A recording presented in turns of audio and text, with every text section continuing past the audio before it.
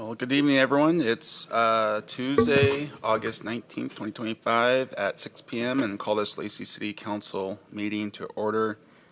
We have Councilmember Greenstein and Dunning attending remotely, but all other council is present.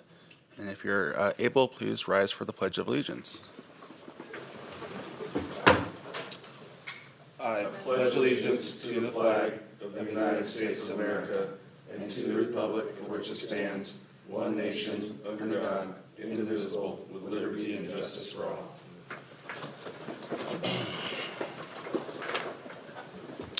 I'd like to acknowledge that we, the City of Lacey, are on the ancestral land of the tribal people of the Treaty of Medicine Creek, including the Nisqually Indian Tribe and the Squaxin Indian Tribe.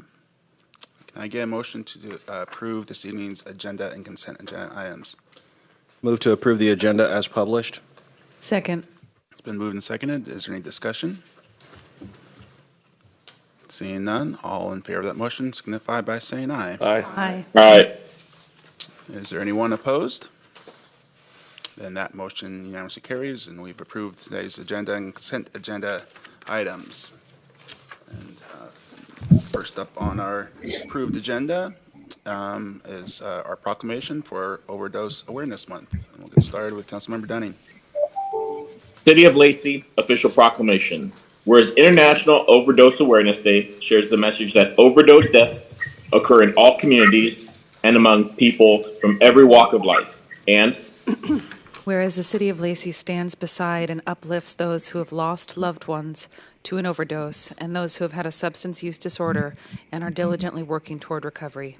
And whereas overdose deaths are preventable and can be caused by alcohol, over-the-counter medications, stimulants, opioids, and other substances, and whereas, like many communities across Washington state, the national opioid epidemic and other overdoses pose a significant threat to public life or public health in Lacey, and people who experience an overdose deserve quality care and kindness. And whereas the City of Lacey has joined with other Washington communities in the One Washington Memorandum of Understanding to access funds vital to responding to the opioid epidemic in our community. And whereas Washington State has implemented a state opioid response plan, and whereas anyone can visit the statewide resource, www.stopoverdose.org, and recovery helpline at 1-866-789-1511 for 24-hour information and help. And now, therefore, I, Andy Ryder,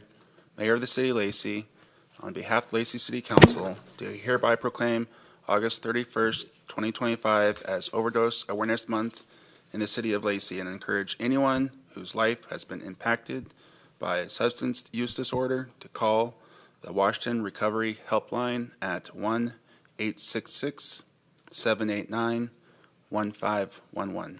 Sent by myself, Mayor Andy Ryder, on this date.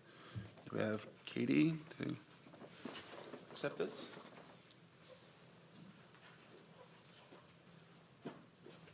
Much. I'm going to do the obligatory photo here up front.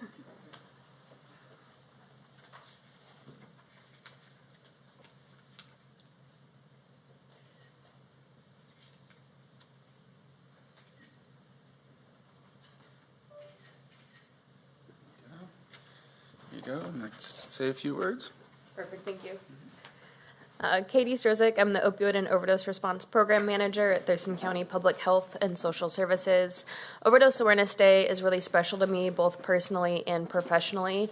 I've worked in this field for about 10 years now, and over those last 10 years, I've seen us lose program participants, community members, I've lost friends, I've responded to my own friends' overdoses with naloxone, I've seen my friends lose significant others, I've seen my friends lose family members, and I've just seen the devastation that our community has really been faced with as we've seen overdose deaths skyrocket.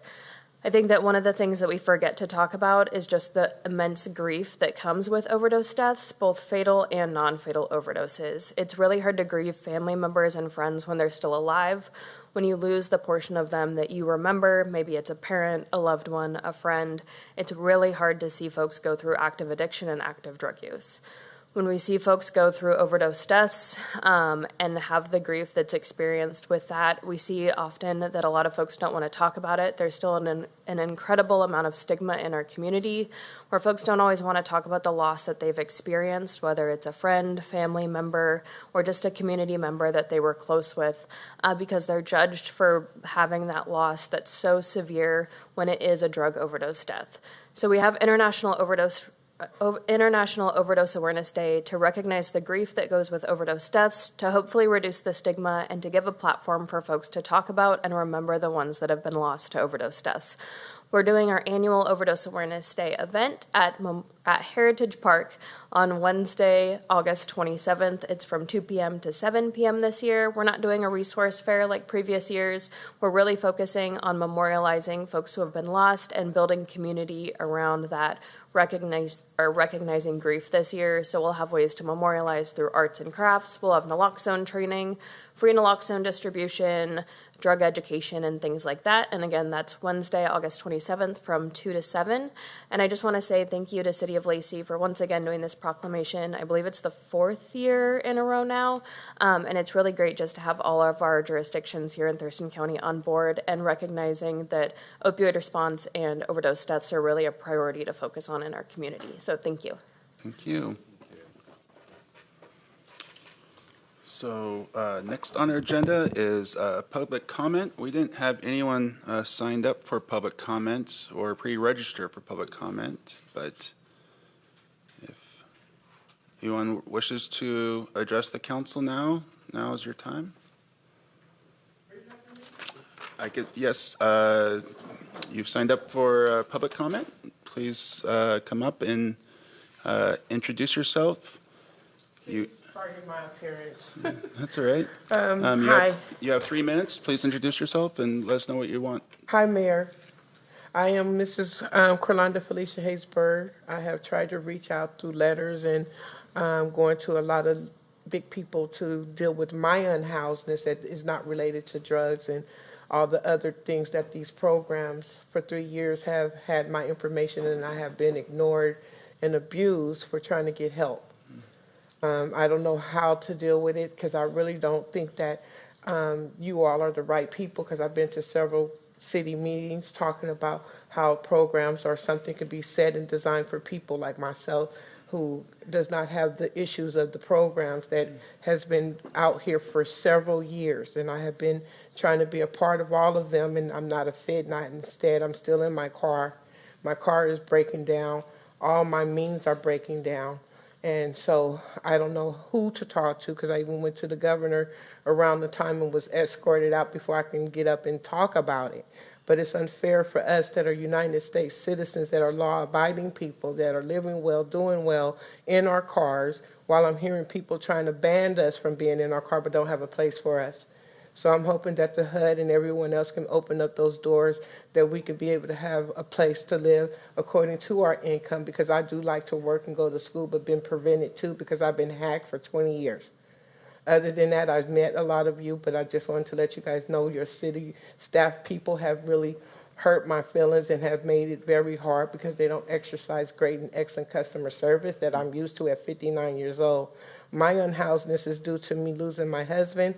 I had surgeries that almost passed away, and I lost 6 jobs by a lot of people who are taking over the jobs in the domestic realm that don't speak English after they learn I'm an American and speak English. I'm appreciating all of you for listening to me, but I'm very scared of my life. I am also willing to, if anyone can have a place that is a home that I can get for those of us that are out here that don't have those needs. But we need to have a normal life just like all of you do. But because of circumstances and situations that we're not able to afford the rent because it's gone up so high. So I'm hoping that all of you can be able to get someone, because I'm in my car right now waiting for some people to be able to help me with the need where I'm at. But I don't want to hear any more of the other problems that these people have. And I love everybody, but those are not my issues. And my mind is mentally distraught by some of the stories and the things and the stuff I'm experiencing. But it's our world, it's our community, and I'm hoping we can all work on some things to make it safe for us all. God bless you all. Thank you. Is there anyone else wishing to address this council? Seeing none, then we'll go on to our next agenda item, which is Resolution 1171, the 5025 Mullen Road Southeast property surplus. We know all about this. Oh, good evening, Mayor, City Council. For the record, Vanessa Dolby, Community Economic Development Director. I'm here this evening to present for your consideration Resolution 1171, which would authorize the disposition of 5025 Mullen Road property to the Housing Authority of Thurston County in the amount of $1 for the purpose of developing affordable housing. In the packet, you'll find a signed memorandum of understanding from both the Housing Authority and the City of Lacey. This outlines the commitment to develop the site with affordable housing consistent with state and Lacey regulations at 80% of the AMI or less, as well as provisions in the unlikely case the property is not developed as affordable housing. In addition, in that MOU, you will see an additional requirement and commitment from the Housing Authority to engage the community in a community meeting in neighborhood prior to formal application to the city for development. If the council adopts this resolution, the property would be disposed of through direct negotiations with the Housing Authority of Thurston County for a nominal price of $1. The neighborhood meeting would be held and a covenant would be recorded running with the land restricting the use of the property for affordable housing. I would move to adopt Resolution 1171 authorizing the disposition of the property located at 5025 Mullen Road Southeast to the Housing Authority of Thurston County for the sale price of $1 for development of affordable housing. Second. It's been moved and seconded. Is there any discussion? Obviously, we're very excited about this project. We've been excited from day one.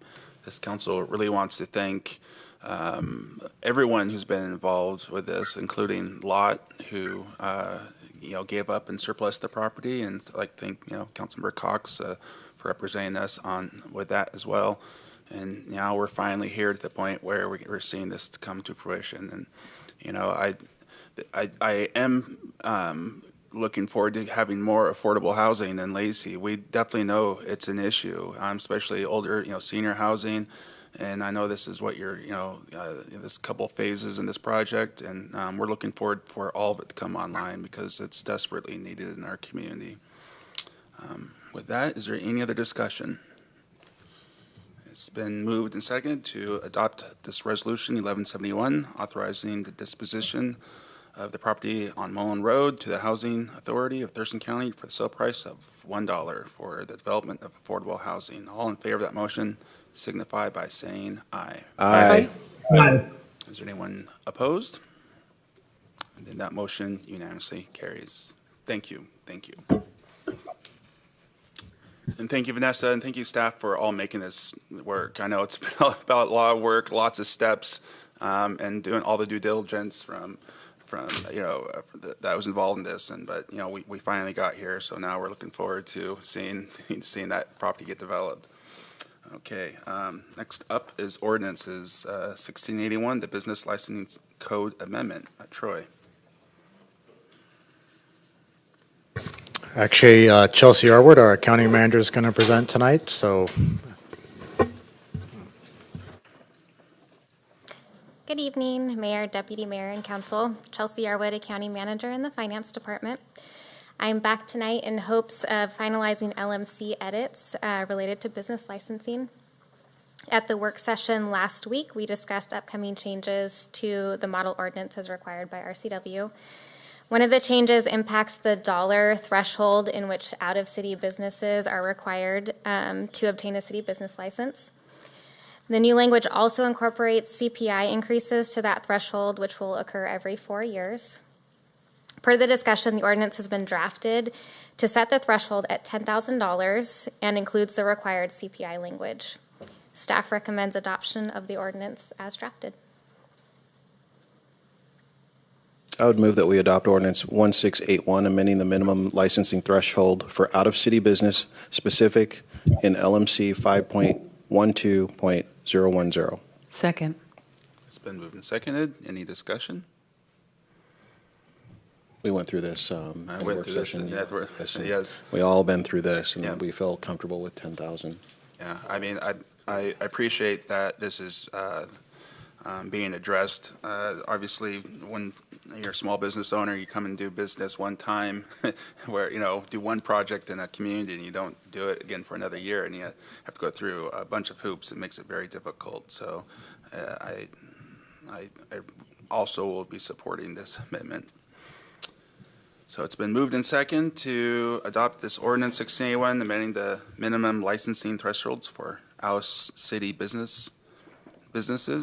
All in favor of that motion signify by saying aye. Aye. Aye. Anyone opposed? That motion unanimously carries. Probably worth noting, we have several business owners on the council. Oh, yeah. I mean, we definitely, I know firsthand how that can be cumbersome. So thank you. Sure. Let's see. So next up is the mayor's report. And I just have the one appointment to our Lodging Tax Advisory Committee. We've been down on our Lodging Tax Advisory Committee a hotelier, and we finally have someone who's applied, and so I am moving that we appoint Annie Reinhardt to the Lodging Tax Advisory Committee. Is there a second? Second. It's moved and seconded. Is there any discussion? Seeing none, all in favor of the motion signify please by saying aye. Aye. Aye. Anyone opposed? That motion unanimously carries. Thank you for that. Congrats, on the Andy. On the city manager's report, we're going to actually turn that over to Dave to talk about the national opioid settlement. Thank you, Mayor, Deputy Mayor, council members. So again, I think this is the fifth time I've come before this council with regard to opioid settlements that the Attorney General for Washington State has orchestrated with various manufacturers, distributors. And so today, we're considering whether the city wants to participate in a $105 million settlement that the Attorney General's office entered into with Purdue Pharma and the Sackler family. And this is payable over 15 years. Additionally, the Washington State Attorney General has entered into 8 additional agreements with various generic manufacturers. And so what we are asking council today is to authorize the city manager to execute all the documents necessary to participate in settlements with Purdue Pharma, the Sackler family, and various other generic opioid manufacturers.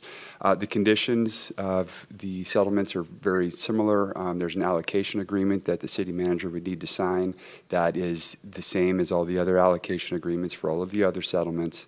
And then there's a participation form that the city manager would need to sign, and that would just indicate the city of Lacey's acceptance of the settlement and willingness to enter into the settlement.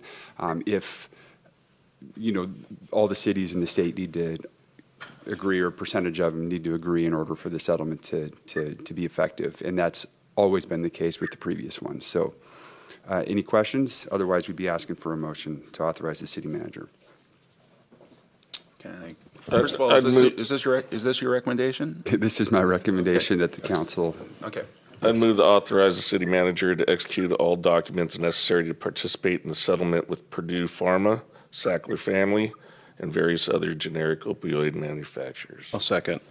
Moved and seconded. Is there any discussion? So this will follow the same guidelines that we've established from the previous, which would be overseen by the Opioid Abatement Council? That's correct. These funds would be, subject to ILA, the amendment to the ILA that's being worked on at the Opioid Abatement Council level to amend the current ILA we have in place, that we have control of the funds, and we can choose to partner with our regional partners. But right now, we're looking at setting that authority up with the Opioid Abatement Council. Okay. And then in previous settlements, we've kind of had an idea of the breakdown, the numerical breakdown of the dollars. Will that come before us in the future? We can bring those reports out as we received. So far to date, since we started entering into these opioid settlements, since 2023, we've collected approximately $416,000. That will then is pooling up. And again, a lot of these settlements, they're distributed in the state on it's not a population allocation; it's more of a need allocation, and so Some are like in the $40,000 range over 10 years. Some are in the 150. So they all vary a little bit based on their settlement at the national level. And then the establishment of need? The establishment of need is drug and opioid occurrences within the jurisdiction. So some jurisdictions are weighted heavier because of the problems they're having in their communities versus other communities. Okay. Is there any other discussion? Then it's been moved and seconded to authorize the city manager to execute all documents necessary to participate in the settlements with Purdue Pharma, the Sackler family, and various other generic opioid manufacturers. All in favor of that motion signify by saying aye. Aye. Aye. Aye. Is there anyone opposed? Motion unanimously carries. And just like that, we're, I have one. Okay. Just to follow up that topic, I know it's been, there's been some questions in terms of the status of the opioid abatement council's work on the ILA. I just found out prior to the council meeting that the status of that work is the Board of County Commissioners were briefed on the amended ILA 2 weeks ago. They are now sending it back to the Opioid Abatement Council, who will then look at that feedback, make the recommendations, and eventually that ILA become before each of the partner councils. So it'll come before the Lacey City Council some point in the future to review and determine if you want to agree to those terms. Okay. great. So now we'll go on to council reports. I'm up first, but I do not have a report since most of us are off in August. But Deputy Mayor? I do have one quick report. JASCOM met on August 11th. Shelter intake has leveled off a little bit.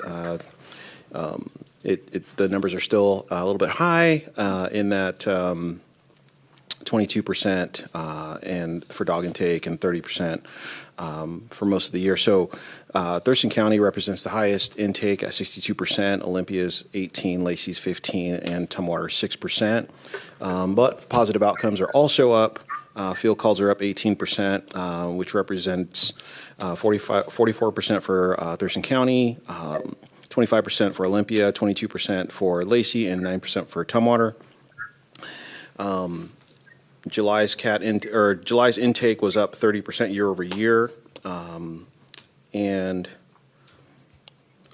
on-site foster orientation is now taking place at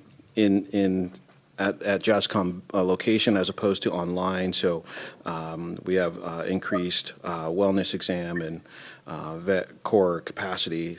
Foster increase is represented as 61% more dogs and 44% more cats. Transfers are also up, so there's a lot of animal service transfers that happen, and those are up. Let's see. The field representatives have investigated 240 welfare cruelty reports, resulting in 1 second-degree charge, 5 first-degree charges, and totaling 11 separate cases currently being monitored in court. Potentially dangerous animals, particularly dogs. There's not a whole lot of potentially dangerous cats, but they are broken out by jurisdiction, and Thurston County has the most at 65. Lacey has 18. Looks like Tumwater has 6 and Yelm has 20. So the rural areas lead the way in there. We also discussed a little bit about the cost of current emergency vet providers, and those costs are up over 40%, which is kind of alarming.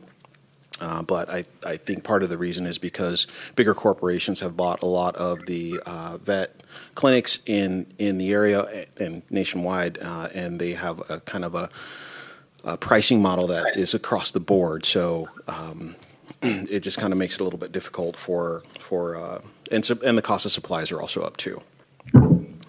Let's see.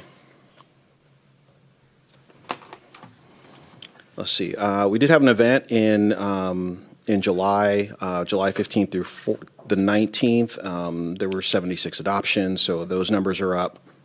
Next event is August 26th through 29th.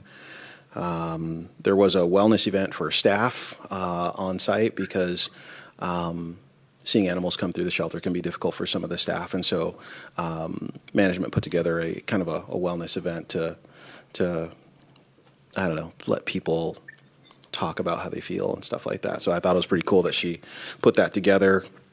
It was hosted by a company called Moss Compassion, and they support animal welfare professionals throughout the nation. Let's see here. 2 new officers have been trained and certified as cruelty investigators, which is much needed in our county because a lot of the cruelty goes unseen because it oftentimes is in rural areas, on bigger lots where they're kind of insulated from view. JASCOM is now, Joint Animal Services is now fully staffed. So, and then there's also a new Thurston County Deputy Prosecuting Attorney who is going to oversee all of the cases as opposed to them just being dished out to who has capacity. So we're probably going to see a little bit better prosecution in this area. So I think that's good for the county as overall. Community engagement is up. There was 3 events in July. There was the Cops, Cars, and Kids. There was Nisqually Health Fair and the All-American Jubilee. And then the Mason County Board of County Commissioners, they are ready for a full contract. So we were doing limited service out there. They enjoyed the service. They like what we're doing, and they said they would like to move into full service. That contract is to be signed this year, and the draft contract should be available by October.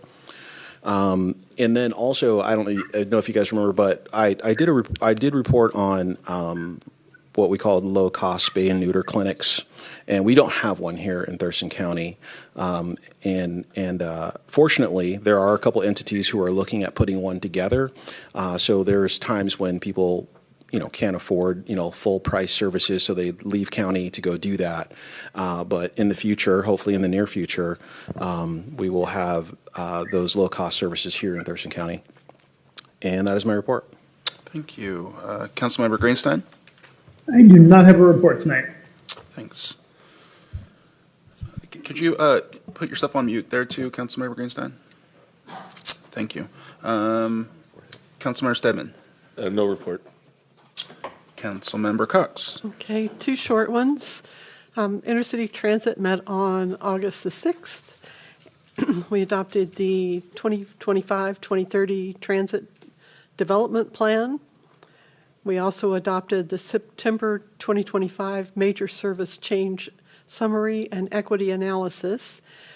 This new service change in September is going to directly benefit Lacey because we're going to have a new route out to Lakewood from the Lacey Transit Center, and there will be a stop at JBLM. So it's going to be great service for our community.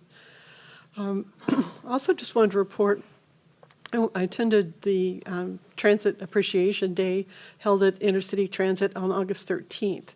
And they had the most amazing guest speaker there. His name is Nathan Voss, and he is an artist, a filmmaker, a photographer, and a bus driver in Seattle Metro.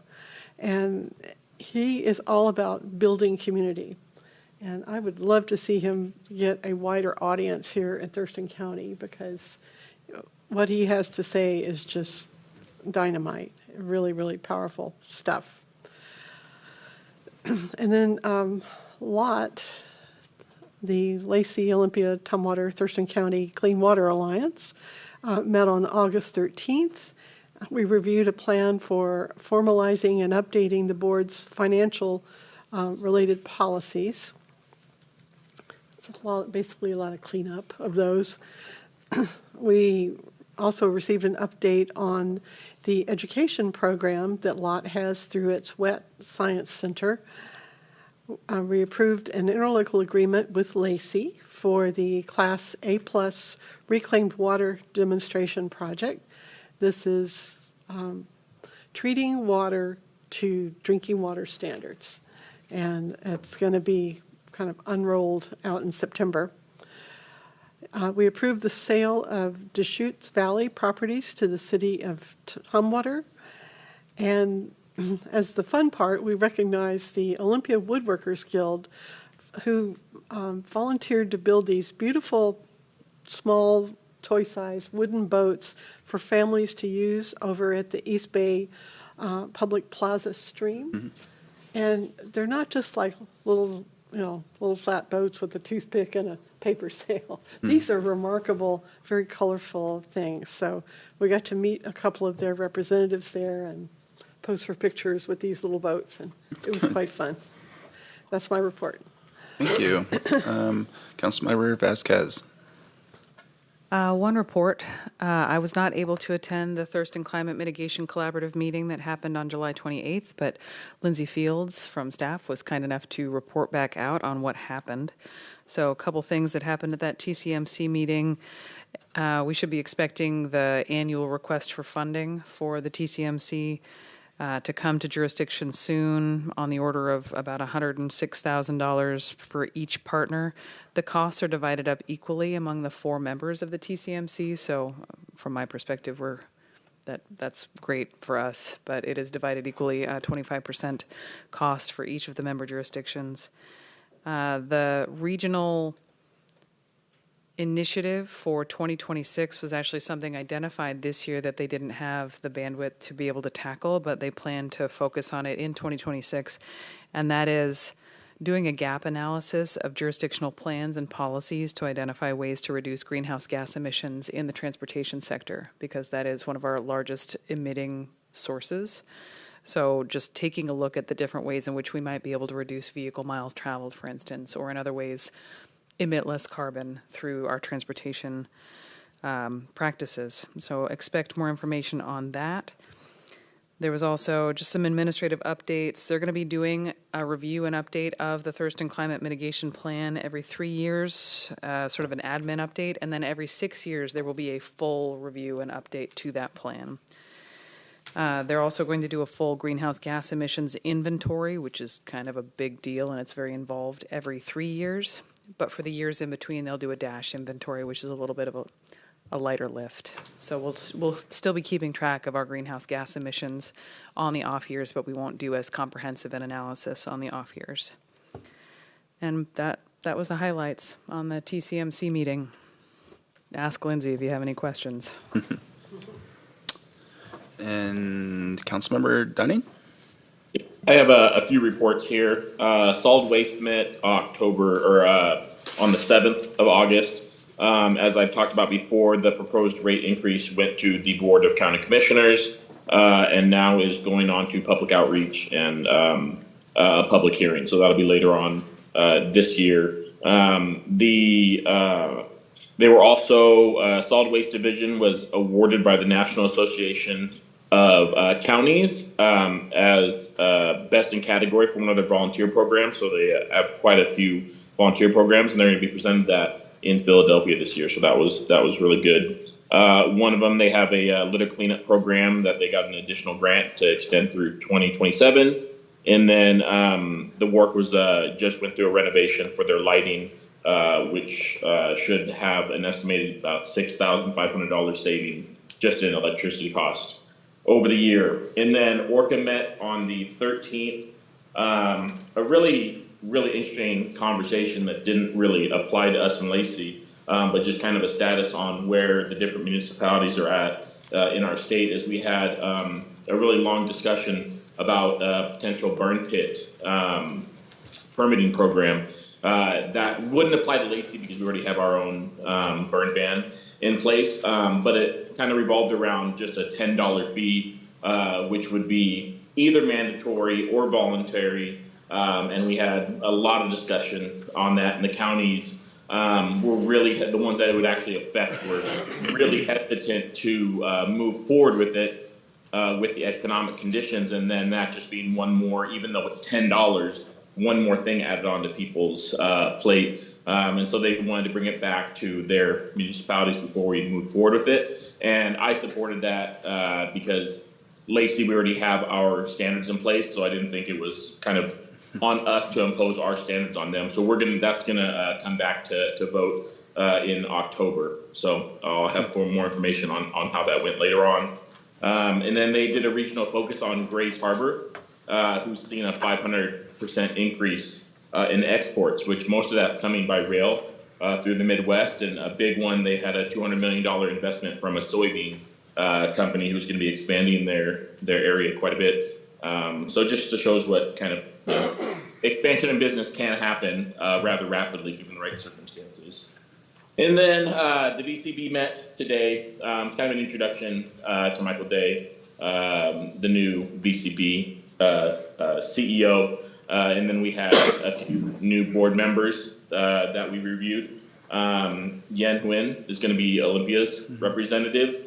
And then one I'm excited for, Aslan from the EDC, is going to be joining the board, which will be good in kind of bridging the EDC and the VCB. So I think that's a really good connection there. And then another one that I was really happy about is Amy Evans Harding from the Port. She didn't run for re-election, so she is officially off of the board, but applied to be on the board after the new year. So we selected her, and she'll be representing the economic development arena as well. And at the Port, there's talk about Mike Reed, who was formerly Olympia's representative, filling her spot, which she has a lot of experience with the VCB, so that would be a good fit as well. And then there's more FIFA talk. I wish there was something solid to tell you guys. It seems like a lot of the information isn't going to come out until December when things are finalized, like even what we discussed before about how we can name it or call it a FIFA zone or fan zone. None of that stuff is really set in stone, and a lot of those rules wouldn't come out until December.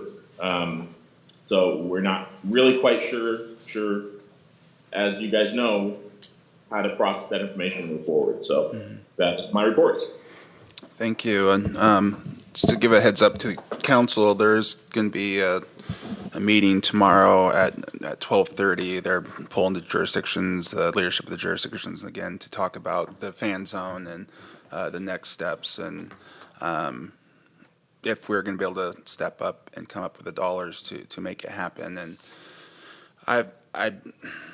my gut is telling me that it's not looking good, just from where we should be at this point to where we are at this point. We are so far behind where the other fan zones are at, and it also comes down to the dollars, and some of these dollars could be paid back, hopefully, as this thing gets moving, but is anyone going to front the dollars? And so we're going to get a little more information tomorrow, and as soon as we get the information, I'll pass along what I hear tomorrow from that meeting as well. So, and that was also pretty much what I relayed to them. I said we all want to do this, but there's really going to have to be some sort of different funding source.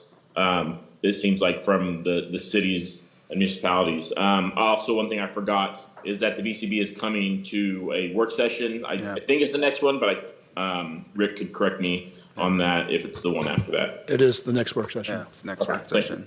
Yeah, I mean, I was really hoping the VCB was going to sort of take a big leadership role and maybe literally take the ball and see if they could pull their resources together and maybe front some dollars to get this thing going. But it just doesn't sound like that might be happening or not. We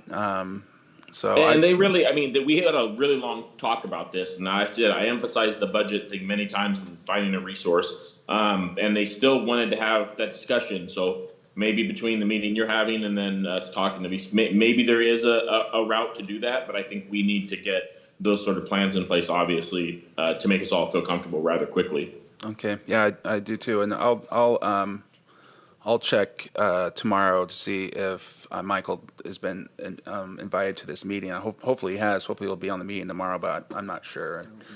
But he needs to be. I think he needs to be. But so we'll try to figure that out. Okay, thanks. Well, now we have reached the end of our agenda, and we're going to be adjourning to a work session. It's 6:40 right now, and let's take a 10-minute break, and we'll meet up in the back at 6:50 to go over our work session on revenue sources, our overview discussion with those about those. So we're going to adjourn to a work session and have a 10-minute break here as we get ready for it.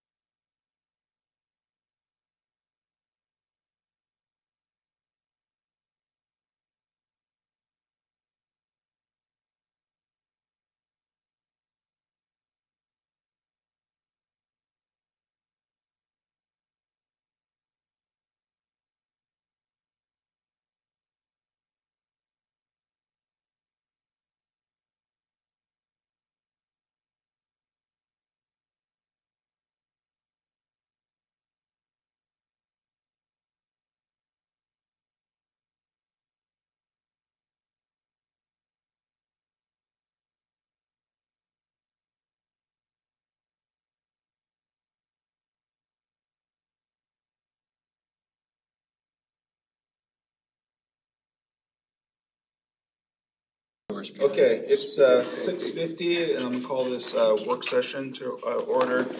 And we just have this one agenda item, which is something we've been talking about ever since our retreat earlier this year, is looking at our revenue sources overview.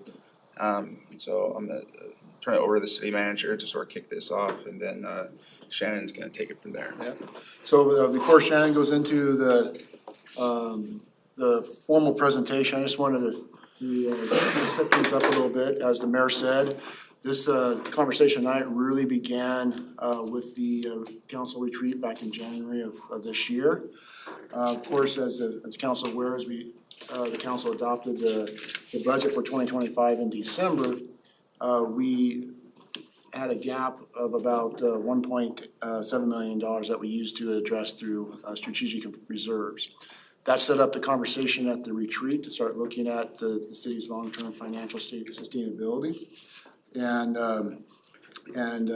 figure out what are the options the city has to address some of those issues. So at that retreat, the council recalls, we went over several different items. We provide historic development and growth trends.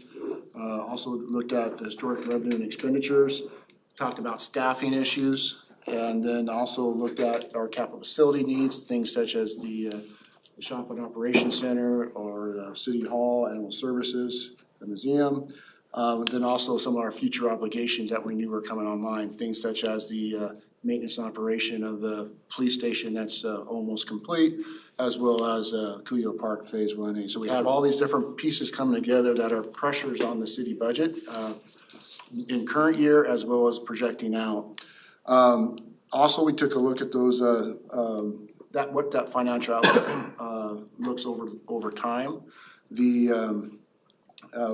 have done 6-year financial strategies to kind of look at what can we expect and plan for that near future. And of course, we always look at several different scenarios, a very pessimistic, a very optimistic, one based on straight budget, and then one we think is more probable. Even on the probable side of the equation, so the middle of the road outlook, we're looking at a $3.8 million deficit going into next year's budget cycle for 2026. And out to 2030, it could, if we don't do anything, it could grow to about 9.6 million. And I know the council's seen these numbers and seen these charts in past presentations, but it really kind of sets the landscape of what we need to look at in terms of creating a sustainable future for our providing services to our community. So in looking at that, we did an exercise at the retreat to look at what type of revenue options are out there and what type of options the council would like to focus on in developing strategy to address some of these shortfalls. The council went through a myriad of options and basically categorized them into long and short term. The long-term items being those that may take a little bit more time to develop, but really are the foundational pieces for solid revenue foundation. That is the reinvestment in the community in the form of expansion of our commercial uses, as well as additional mixed-use type development and utilizing or redevelopment of underutilized properties.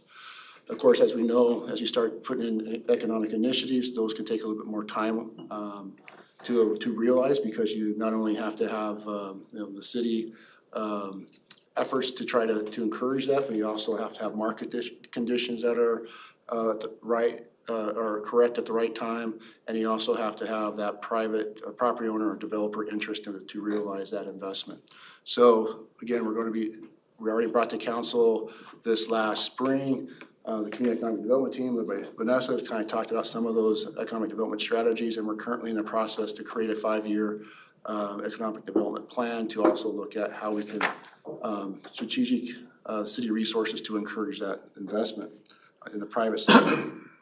But in the meantime, we need to look at some short-term options, which brings us here tonight, which is those things that we can look at in terms of adding or enhancing existing revenue streams and looking at where we can kind of stabilize the ship until we can realize some of that long-term strategies. So council did at the conclusion of the retreat establish the priorities in the work plan and adopted that work plan in May to start this process. So some of the strategies, again, I mentioned, were identified were those long-term strategies. We already worked on those in the first and second quarter. And then now in the third quarter, we're ready to start bringing forward some of these opportunities tonight. So again, tonight is just the first step in a series of these conversations that's going to occur over the next several months and hopefully align with our budget process. By the end of the year, we'll be able to integrate some of the direction of council on these revenue enhances along with our budget adoption process. Before I turn it over, I just also want to highlight some items that we're working on in addition to this. One of the efforts that we have undertaken is taking a look at our existing budget, all of our specific line items, and basically doing a budget scrub, looking at those over the last 5 years on average, what have been overspent and underspent, and trying to rectify those budget lines to see if we can see any savings with just a cleaning up of the budget. And I want to thank Troy and Chelsea and the financial team, as well as all the department directors and their staff, because it has taken a large effort to do that. And we should be finalizing those numbers as we get ready to set up the budget for the first workshop with the council. Another item is we started kind of get a little better understanding of some of our internal costs, and Shannon will go into some more detail later, but take a look at the last 10 years of our budget dollars, especially in terms of staffing levels, to get a sense of what are our true average staffing levels of the past 10 years.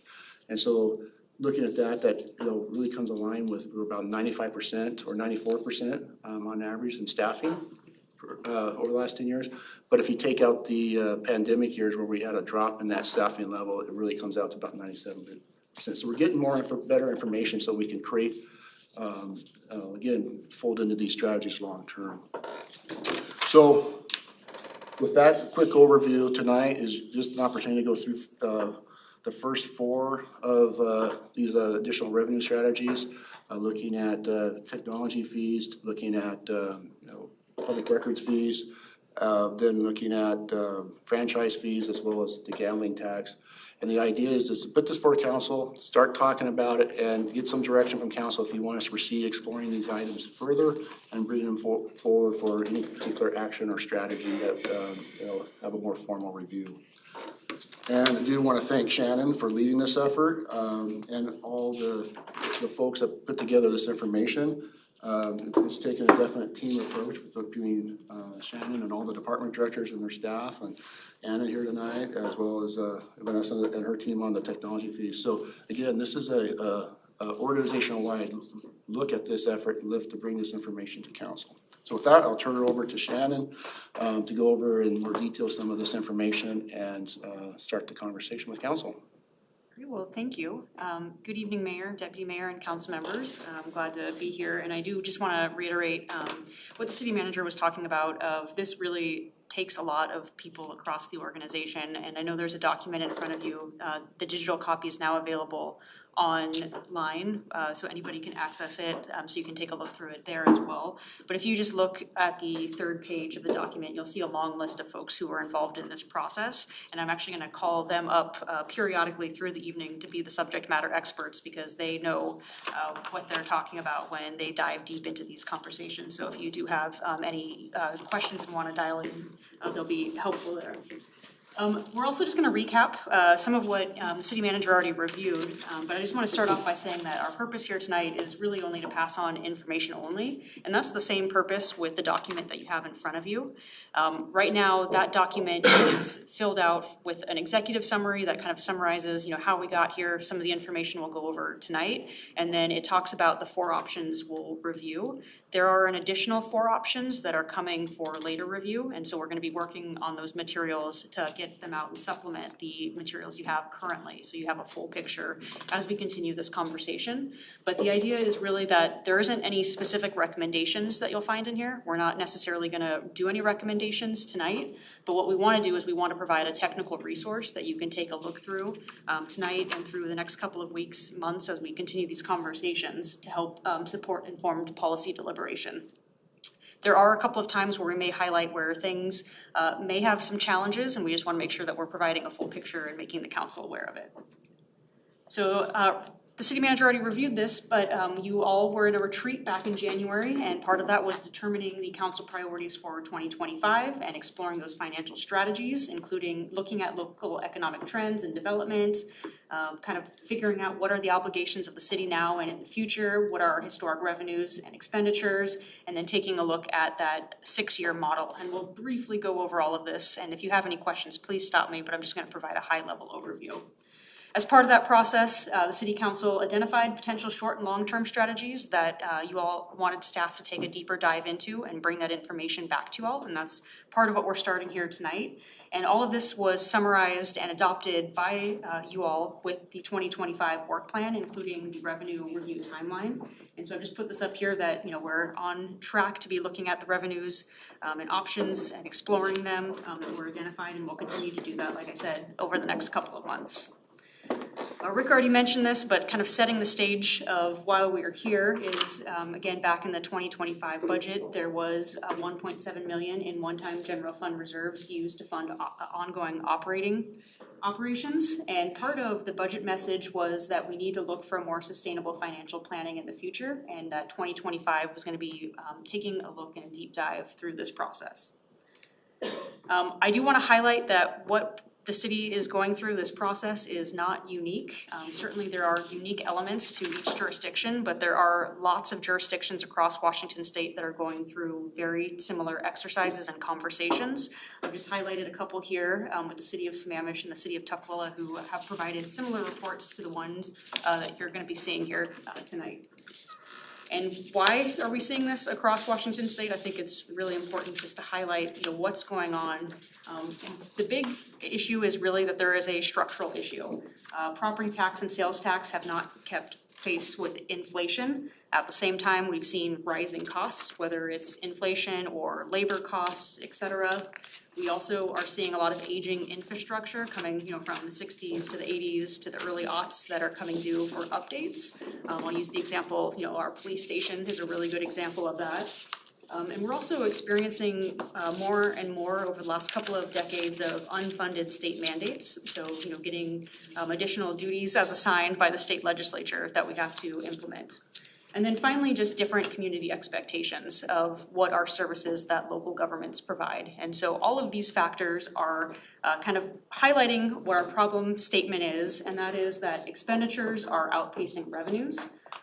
Relying on reserves to fund reoccurring expenditures creates structural imbalances, and it's fiscally unsustainable over the long run. And additional revenue may be necessary for the continuity of existing services and programs. But that is not to say that we shouldn't be doing some of the diligence and exercises that the city manager just talked about. So to go back to the January retreat, you were presented by Troy Wu, our finance director, the 6-year forecast. And again, some of them being more conservative, some of them being based on the current budget, some of them being very optimistic. We did get an update on this at the last city council meeting from the finance director, and this really included kind of looking at what our actuals were. And one thing that was noted is that over the last couple of years, labor has continued to increase. We've seen a 15% increase, whereas revenues have only increased at 6%. Part of what was presented to you all at last week was some updated 6-year forecast based on our actuals through 6-7 months of 2025. And so I provided this information, it's in the document, and I know, Troy went over these in detail, but as was already suggested, if you look at, our financial models without obligations, there is potentially a $3.7 million gap, and then in 2030, that extends to $9.5 million. With obligations, and I know Troy spent some time talking about some of those obligations, including, the police station, Greg Cuyo, public defense. What we see is that gap increases to $4.5 million in 2026, and then $12 million into 2030 if nothing else changes at this point in time. We have, as part of the materials that you're provided tonight, taken a look at a snapshot of the last 10 years and to see kind of where our spending in our general fund is as a broad stroke. And then kind of as a micro stroke, like the city manager already highlighted, we are going through, the budget line items as part of the 2026 budget process. But one thing I wanted to highlight here is looking at our general fund, and if you only take a look at operating expenses, so not including, large capital projects and the reserves that are used for them, if you take those out of the general fund, you can see that we have expended 89% on average over the last 10 years. I do want to highlight there is a caveat to this, and that is that we've not used the COVID years of 2020, 2021, and 22. As you can see, there's a significant drop compared to the rest of the data set. And so just recognizing that the pandemic obviously caused major disruptions, we wanted to take that into account. So this is all operating. If you look at labor only in the general fund, you can see that this number increases to 96% over the last 10 years, not taking into account, again, those pandemic years where you see this kind of dip in the static line across the board. So meaning that, of all of the budgeted funds for folks, we're spending the good majority of it. So like was already mentioned, we're taking a look not only at this 10-year snapshot, kind of broad strokes, but we're also taking an internal dive, reviewing the historical spending patterns and budget line item use, taking a look at how we can strategically reduce or move or eliminate underused accounts. And one thing just to recognize that as part of this process, and this will be kind of future deliberations in the 2026 budget, is this does impact reserves and strategic buffers, and so certainly wanting to make sure to highlight that to the council as you're considering any policies moving forward. So I know we've talked about the 2025 retreat outcomes, but I just want to again highlight that there were two primary categories of things the council identified for us to take a more diligent look at. And the first was to encourage private investment. And like the city manager already mentioned, our Community and Economic Development Department, so Vanessa Dolby and her team are doing this actively. They've come to council, they've reported out, and are continuing to work on the process of developing city economic development plans and their 5-year strategy to help direct more private development here in the city. And they'll continue to come back to council and provide more information on kind of what that long-term planning looks like over the next couple of years. The second thing was to consider existing and new taxes and fees. And so that's what we're going to kick off talking about tonight. We're going to examine some select service fees. So taking a look at technology fees and then taking a look at public record fees, in particular body-worn camera redaction costs. And then taking a look into franchise fees and gambling tax, and that's what we'll go around tonight and get some information on. And then we'll come back to council at a later date to talk about utility taxes, business and occupation taxes, lodging taxes. And I do want to highlight that we're adding into our analysis one item that the council did not expressly state as part of the 2025 work plan, and that is something that the state legislature gave us as a new tool this year. So it just recently came on board, and that is House Bill 2015, which is a public safety tool. And so we'll do a deep dive of what that looks like as well at a later date. I just want to re-articulate that again, all of this information was summarized and then adopted in the 2025 work plan, and so we're working towards achieving that. And so part of that process is the report that's in front of you. What this talks about is kind of the landscape, the general overview of everything that I just went over in a lot more detail, the things that Rick talked about as well. And it also provides the options and a comparison of those options, specifically looking at kind of how long it would take us to implement, should there be any direction to move forward, what kind of revenues we could anticipate getting from anything, what the volatility of those new sources could be, what kind of administrative effort, not all of them are the same, sometimes it requires a lot more work on staff side to implement, what kind of stakeholder engagement, what kind of outreach do we need to do to affected business owners, to community members at large, et cetera. And then what peer usage is too. So not just looking at kind of here in Thurston County, but taking a look at jurisdictions of a similar size and where we are comparative to them. Who ultimately pays for any new revenue or expansion of existing revenue, what kind of equity questions or concerns may be associated with that, and then finally any other considerations that should be kind of thought about as part of this process. So in the end of the kind of general overview, you do have a comparison matrix, and what we've tried to do is just to summarize all of the information we're going to go over in a really quick, digestible, colorful scheme. And this is really kind of just, if you have, 20 seconds, you can kind of get a snapshot and understanding of all of those things that I just mentioned of what we want to review. But if you go into the document itself, for each and every one of the things that I just talked about, it will provide a very lengthy description and detailed information. And certainly if there are questions that come out as you're reading this, we'd love to know them so we can do some additional diligence on them. So we'll go over all of the comparison matrix, but just to highlight one really quickly as an example and how this reads, it provides the annual estimates, the volatility, the estimated year-to-year shifts. If the city is directly, can control this, or whether it requires outside parties, what that term is, how long it should take, what kind of authority would need to establish it, the effort, how many folks would be impacted, who pays, and then that equity question of what kind of impacts would it have to the community at large. Another tool that we've also provided, and we can highlight a little bit later, is just a revenue tool. This is something just to help the council members kind of see and feel some of the things we're going to be talking about. So this will be sent out to you all so you have it and you can play around with it, and we'll certainly be updating it as we get more information, and just another useful tool in the tool belt for kind of understanding and deliberating on this topic. So with that, I want to invite Vanessa Dolby to come up and join me. We're going to be talking about technology fees. This is the first item that was indicated, and it starts on page 27 of the packet if you want to follow along. And I think this, the one thing I want to kick off before we go into the details of the technology fees is that overall, what we found by doing an analysis on this particular source is that the estimated revenue is considering the spectrum of revenues on the smaller side.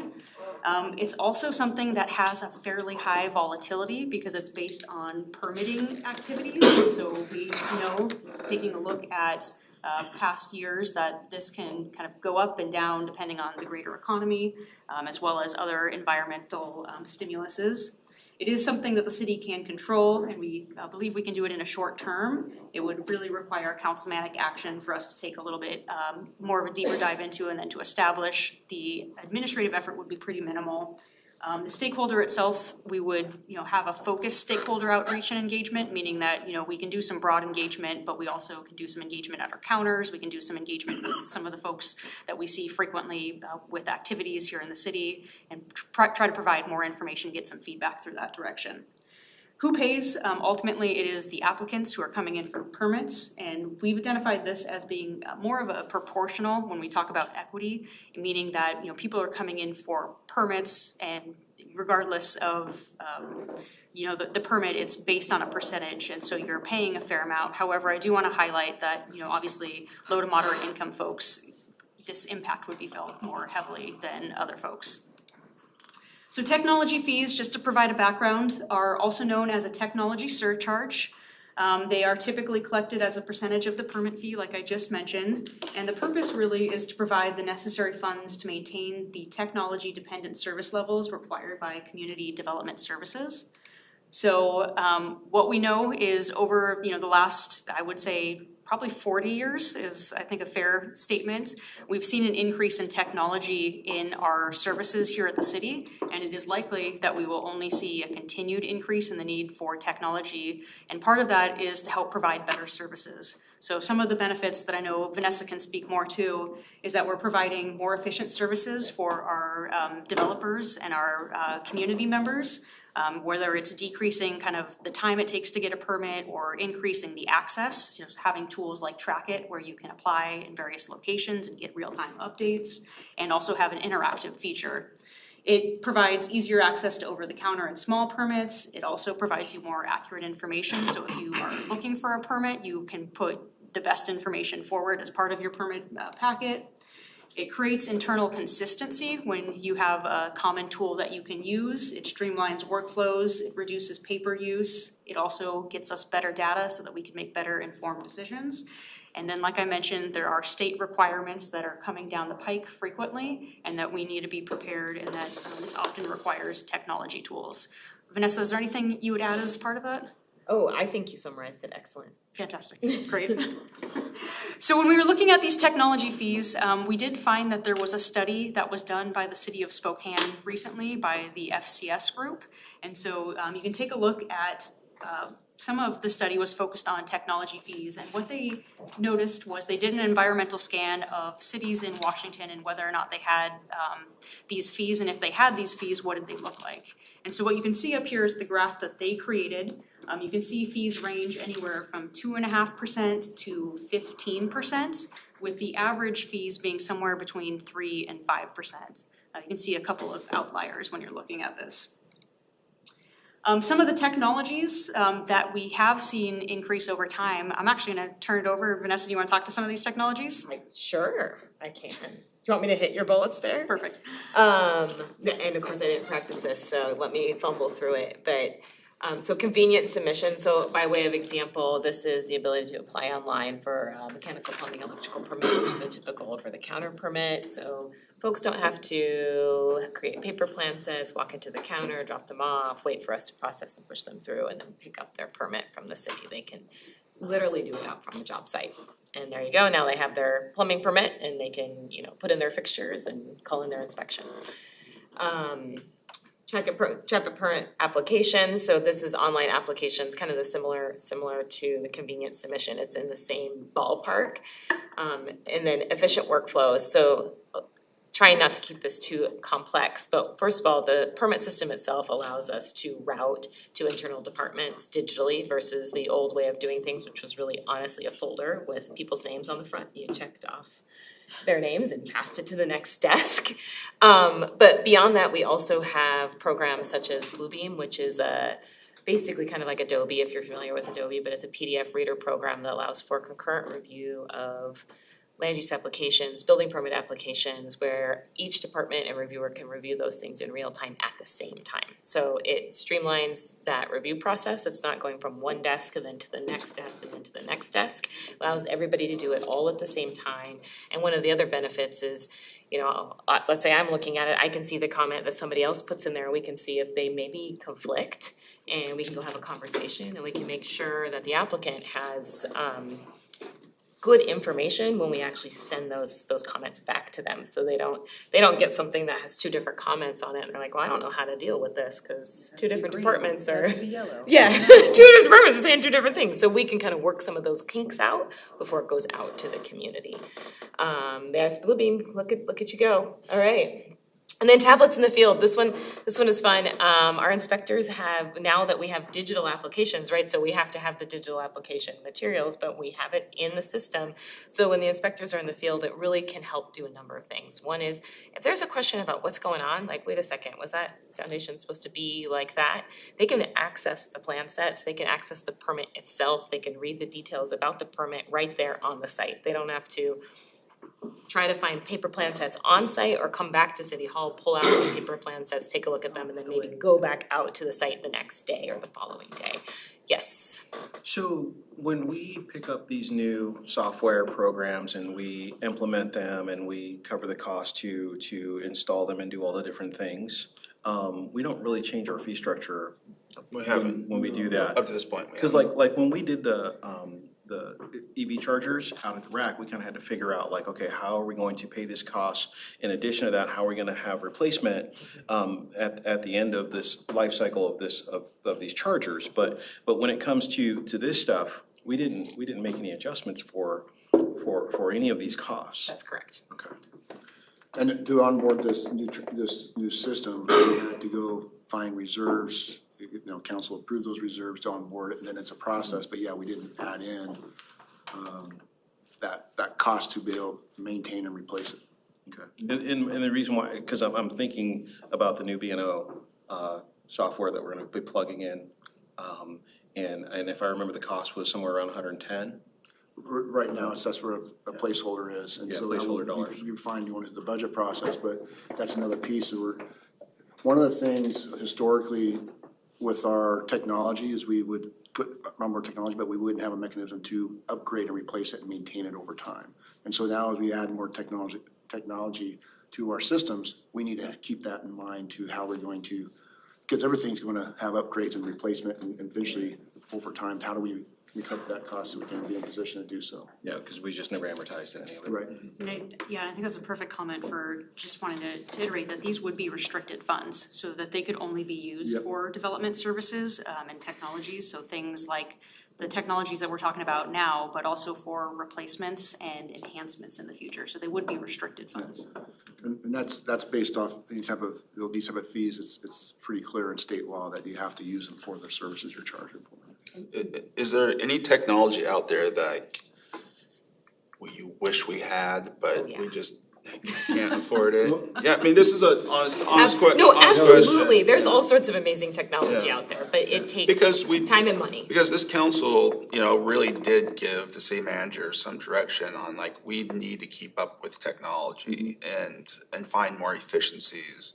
Because for the bottom line of knowing our budget shortfall and one way you can overcome some of that, the labor costs, is if you can figure out the technology to go along with it. And we're working on a technology plan with our IS department. And then of course, it's a matter of trying to figure out how you have the workforce to onboard and then the cost to train. I think Councilman Green's saying that. Councilmember? Yeah, no, I just wanted to, I'm not opposed to the developers paying for this technology, but I think we've got to keep in mind again, that every time we raise the cost of development, we're making housing even less affordable, right? We continually have the conversations about affordable housing, and at the same time having conversations about raising the cost of development. So I just think we've got to be really careful when we start looking at anything that does that. I mean, I love the idea of being more efficient, but more efficiency shouldn't cost more. It should cost less. Yeah. And I think save money, not cost money. I think you raise good points, and that is something we have conversations about and understand. And there's twofold. One is the direct cost, but the other thing is permit timeline and efficiency is the other thing that is talked about as raising the affordability of housing. And so this is part of that efficiency piece. And so how do we balance all those different pieces to make the whole? Yeah, I mean, if you ask the developer, would you rather it costs a little more and you get it faster, or it costs a little bit less, but it takes 3 times as long? I'll tell you, every single time they'll say, I'm willing to pay 2% more if I can get my permit faster. Every single time. I don't disagree. I don't disagree on that at all, as long as the 2% or 2.5%, whatever percentage we wind up with, actually offsets the time. Sure. Well, and I think that's one of the things that we, is a discussion. I mean, I'm all in favor of revenue going to increase efficiencies that makes, the process work faster, more efficient. And that's why we do it. I think any of these discussions is like, we're not raising revenue for just revenue's sake. We have to be raising revenue for a specific offset, right? I mean, we're a not-for-profit corporation that provides services to our community. You don't raise revenue just to raise revenue. It has to go something specifically to, for what the service we're providing. So even in this case, it shows the city's has 117,000 in existing technology costs associated with. What I would like the information to come back on is what other technology are you maybe looking for? What's the cost of that? And then we can figure out, okay, how do we do that, offset that, and you come up with a technology rate to offset it, right? And so that seems to me to make a lot of sense. The annual estimated revenue for this is $20,000 to $150,000. Is that 3% to 15%? No, if you look on the table, it says. Happy to go through those slides here in just a bit too. We've got a bit of information, so I think it's a great kind of segue, and then we can maybe open the floor for a bit more discussion here in just a second. But I just want to highlight, Vanessa's highlighted a few things in CED, and I know Scott Ager's here too, and just want to highlight some technologies that are also in public works. So development services is not just community economic development, but also is public works. And just like CED, they have Bluebeam, they have other types of systems in place to help manage programs like Virtual Project Manager and iPads, and all of this annual costs do total over $117,000 from what we documented through this. And as part of the conversation we'll get to in a couple of slides is that both of those departments have identified that there are needs in technologies coming forward, and it's not just systems, but it's also operators for those systems to make sure that they are used effectively and efficiently to the best degree that they possibly can. So we can take a look at kind of what those projections are here in just a second, but I think to your question, Councilmember, of what does that look like? We have a couple. Yeah, tables. I just had to keep Yeah, flipping. next page. It's clear, yeah. Slides here, so you can see here with this one, and we're not gonna go certainly over every line here in all of these charts, because we'd be here till 2 a.m. But what this is showing you the last 12 years of permit revenue from both CED and Public Works. And then if you were to apply a different level of percentage of technology fees, so again, you were asking about kind of the revenue, what does that look like? You can see it varies kind of year to year given that volatility. So on average, it looks like with a 1% fee, 26,000, with a 6% fee, about 156,000. So it does vary considerably. We've also provided, as part of this information, just some real-time, what would be the impact to individual types of permits as part of your packet. So you can see some common CED permits here. So, as an example, for a residential roof, if there was a 4% technology fee increase on it, it would be about $8.52 for that particular permit. We provided the same information in here on Public Works as well, just to get a good sense of what those increases would look like in real time for 1 to 6%. So the question I think that was asked that I was going through these slides to kind of help get to is, yes, we've identified $117,000 in existing tech costs. We also know that there are going to be some new requirements based on some state laws, and that we're going to have to make sure that we meet those, and that we're only going to become more and more tech reliant as we continue to develop as a city. So we did a quick exercise with CED and Public Works, and they've been able to identify just through this quick exercise about $450,000 of future tech needs in order to help meet compliance with state regulations, but also to continue to support and develop existing systems, upgrades, and additional implementations over the course of the next couple of years. So, Is the $117,000 just a predictable annualized cost of software and technology, or are there some pent-up costs there because we haven't been replacing hardware, for instance? Yep, I think that's exactly what the city manager was talking about. We don't have the reserves to build up to continue to work on some of the systems we have in place or to enhance them, so they are just the annual It's the annual cost. maintenance fees and cost to maintain those systems. One of the other things too, one of the other pieces too is sometimes it gets lost in this is as you add more tech, your workforce needs to change a little bit because you need people experienced to maintain the systems, because if they break down, it's hard to get the vendors, it's hard to, if you can't talk the language to make the fixes and have the routine maintenance and backlog. So, and plus, as we have more systems, all of our internal systems are not from the same vendors, they have to communicate, so having somebody on staff that can help with that, the connection between uploading to our financial systems or to our other pieces, so. Whereas if they just talk to each other, it would be so much more efficient. It would be, but it's not, there's not one perfect system that does everything that the diverse city does. And so that's one thing we gotta think about too, as we add on systems and technology, is what type of staffing we need to help support those as well as the actual cost of technology.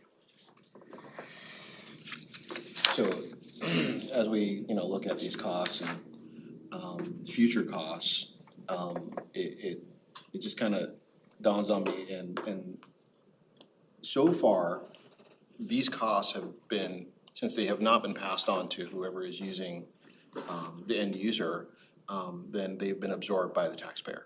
Yeah, by the general fund, yep. Yeah. And so, again, I'm really interested in what that 450K future tech needs identified is. And is that a gradual step-up system or what, and so in my, what I would like to see is let's sort of, 117,000 currently, that's, right around the 4.5% where, as you know, this fluctuates depending on the use, but what I'd like to see is, what are we talking about, what technology's out there, and have the fee come, match the cost, sort of, that makes sense. And that's one of the things we need to figure out too, what is that, what we need for operational needs and the efficiencies, and kind of fine tune what that is. Because at this point, this is just the first brush of information. I get it. And we've got Councilor Dunning that has a question. Yep.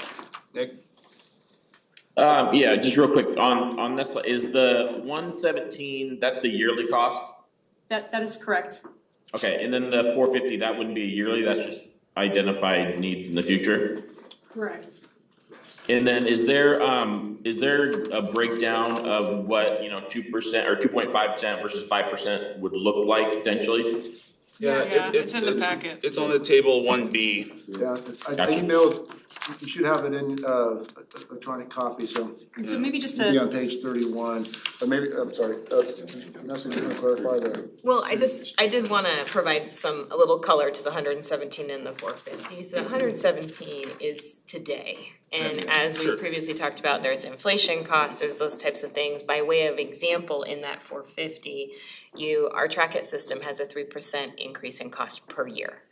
So that's maintaining the existing system. That's 3% additional to what are we currently at, $63,000 on an annual basis. So that doesn't necessarily change anything, but what it does, it allows us to continue to use that system. And it just goes up every year, like labor, like anything else that we're talking about. So embedded in that 450 is not necessarily all new programs or new technology. It's just keeping up with the needs that we currently have too. Just as an example. Define what that 450 represents? We can certainly bring back that information. I mean, just in broad terms right now. Sure. Because you had to arrive at a number. Sure. I think a lot of it, and Vanessa can correct me if I'm wrong, but it's about some of our GIS systems and some of our permitting systems and having the people in place to make sure that those conversations and communication between systems are occurring. Mm-hmm. It does include FTE. Yep. To run GIS as well as maintain our system. So here's another example. We would love to be able to do online inspections. So people, instead of having to pick up the phone and call us and then we manually enter that into the system, they can just do that online. That takes effort to change our public portal that is in our existing track it system. We actually met with another city that has that just this last Friday to try to figure out how they got that done.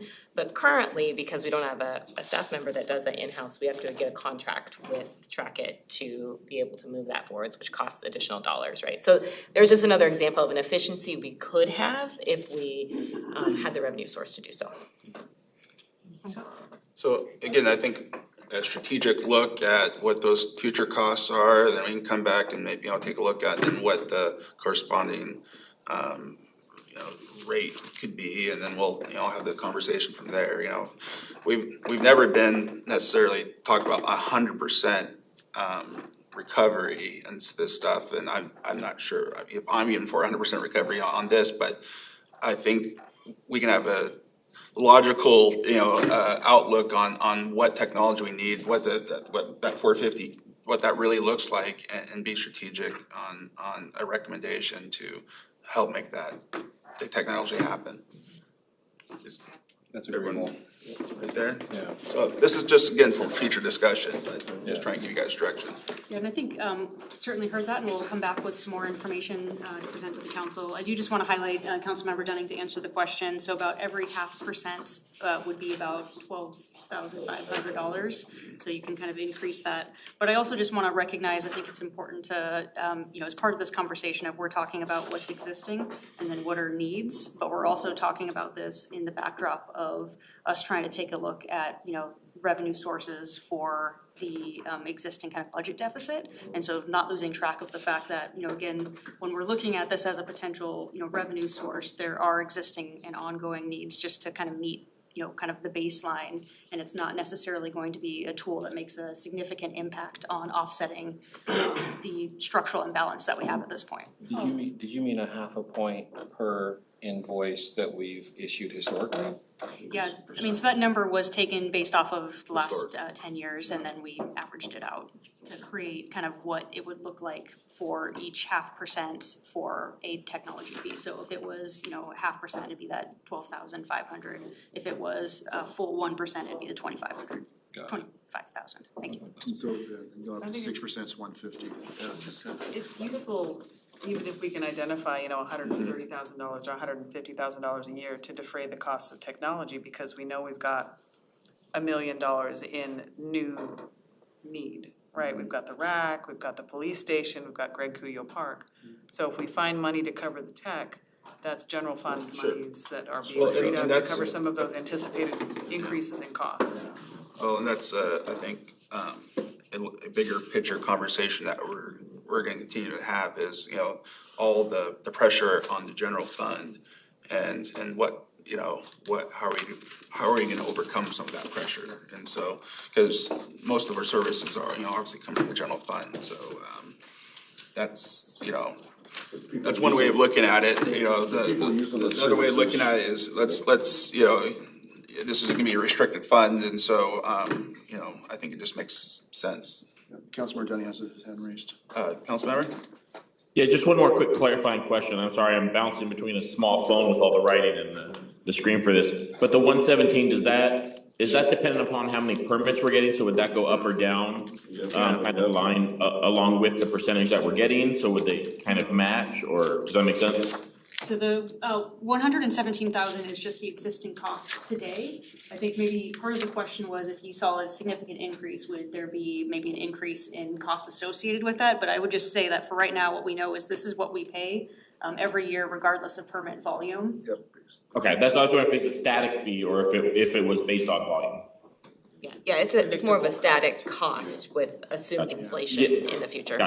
So you guys, in this conversation, which is a great conversation, because you kind of stumbled on two things I want to just emphasize, something that both Shannon and Vanessa said, is one, we're looking at, and Councilmember Vasquez, we're defraying some of the cost gaps we have now to going into 2026, but long term, we're still having to keep up and try to figure out a strategy to continue to improve efficiencies, create systems that are still cost effective and budget sensitive. So there's almost two paths here we got to keep in mind, the immediate and that long term.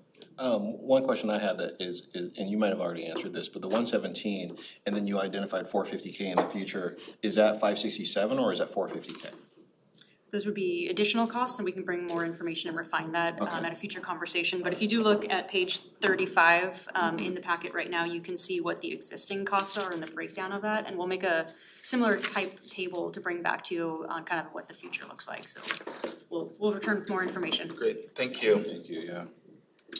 On to the next one. Yep, and I think I had a couple of surprise slides here, but it's stuff we've already talked about. Again, just want to highlight the volatility. If you can see the volatility over time. And then Councilmember Dunning, to get to your question, instead of talking to it, I could also point it to the next slide, which talks about what those technology fees would look like based on different percentages. So thank you, Vanessa, and I also want to say thank you, Scott, and Scott, your team. I know a lot of folks worked on this, so I appreciate that. I'm going to bring up two more subject matter experts here, and that is going to be Alyssa Fontaine, our city clerk, and Anna McBee, who works in our police station. And we're going to talk about public records and body-worn camera reductions. And again, just to tee off this conversation, if you look at the matrix, which now you get a better sense of how the matrix works, you can see when we're going to take a look at this potential revenue source, what we estimate for revenues in totality over a year is probably around $1,000 to $5,000. However, there are some kind of strategic considerations with this fee that we want to take a look at. It is very volatile, much like our permitting costs. It depends on the number of requests that we get. And what we have found is that there are instances where we can see extreme spikes in number of requests that can drive up some of the volume and activity. Shannon? Yeah, absolutely. Did I hear you say that last work that we just looked at was done between last week's work session and this week's council meeting? The last work. The last, those last 30 pages. We've been working on it for a while. Because I remember we asked about this last week, and we were like, hey, we really want to see some intel. Yeah. And okay, so. Go back to when you go back to the work plan, of course, it's, got the schedule out here. So we've been working on this for several months to get to this point. Okay. Because it's all the work in advance to come to council. Should have just said yes. No, I gotta set the expectations, right? 30 There's a lot pages of late nights. Since last Tuesday, yeah, Amazing. right?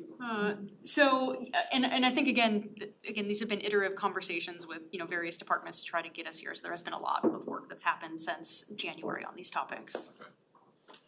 So again, volatile, we expect pretty significant year-to-year shifts. The city can control it. It's something that the city could move forward with implementation on a fairly quick basis. It would just require some councilmatic actions. The administrative effort to start this process would be fairly minimal, but I do want to highlight, and Anna's going to go over this pretty significantly, is that there's a lot of work that goes on with public records requests, but specifically body-worn camera redactions.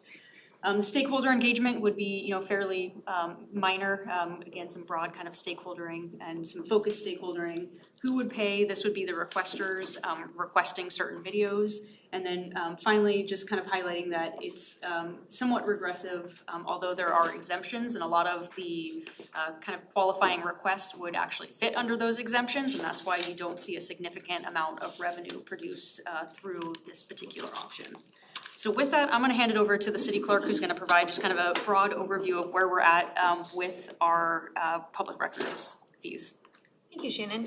Good evening, everyone, and thank you for having us. So as most of you may know, that the city had adopted the default charges that are set out by statute for public records copying fees.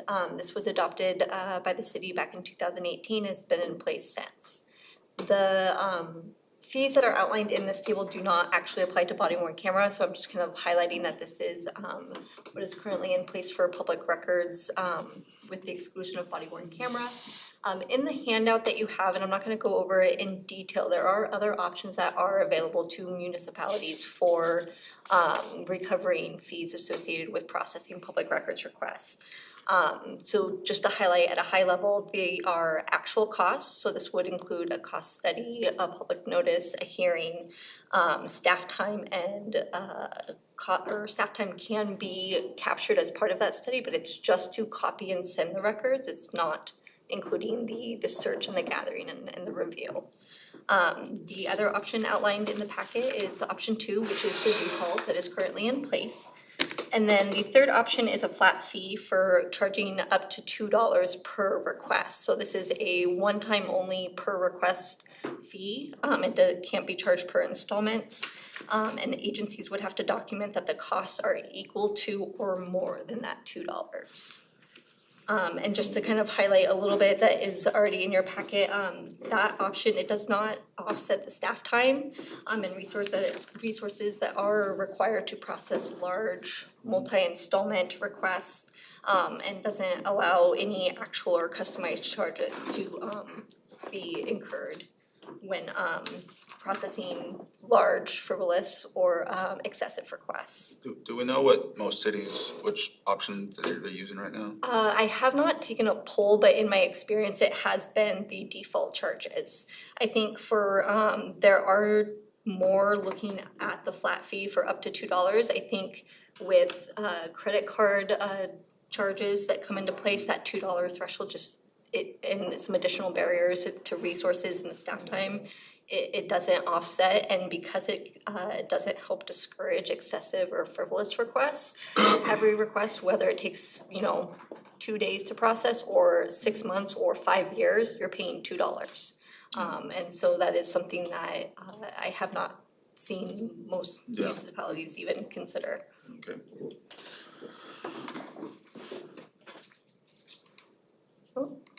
And so, but the actual costs cities can charge, so what does that sort of look like? So that is it's a cost study, and it's not something that we've looked into greatly. I haven't seen an agency that actually has this modeled yet, just because the actual costs don't produce a fee schedule that recoups much more than the default charges. So the default kind of captures what's already there.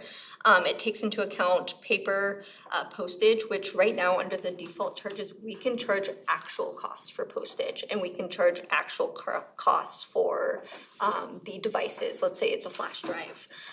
Whereas the cost study would take that into account, but wouldn't be an actual cost. Sure. So I haven't seen that So practiced. we can pass through. What's that? We can have pass-through dollars, so whatever the actual, the flash drive, the whatever. And we can charge $2. That's option, we could either or. Either or. Right. Okay, not Yeah. both. Not both. Correct. Okay. Yeah, so this is just the high level 3 options that are detailed a little bit more Well, I'm in the frame of expansively. mind, it's like the user, it's basically a user fee. The people who are using it should be paying the fee, not the people that live in the, in the jurisdiction. They're right there. And so, right now, we're at option 2, right? Right. And There there- should be option 1, probably. Well, basically. I don't,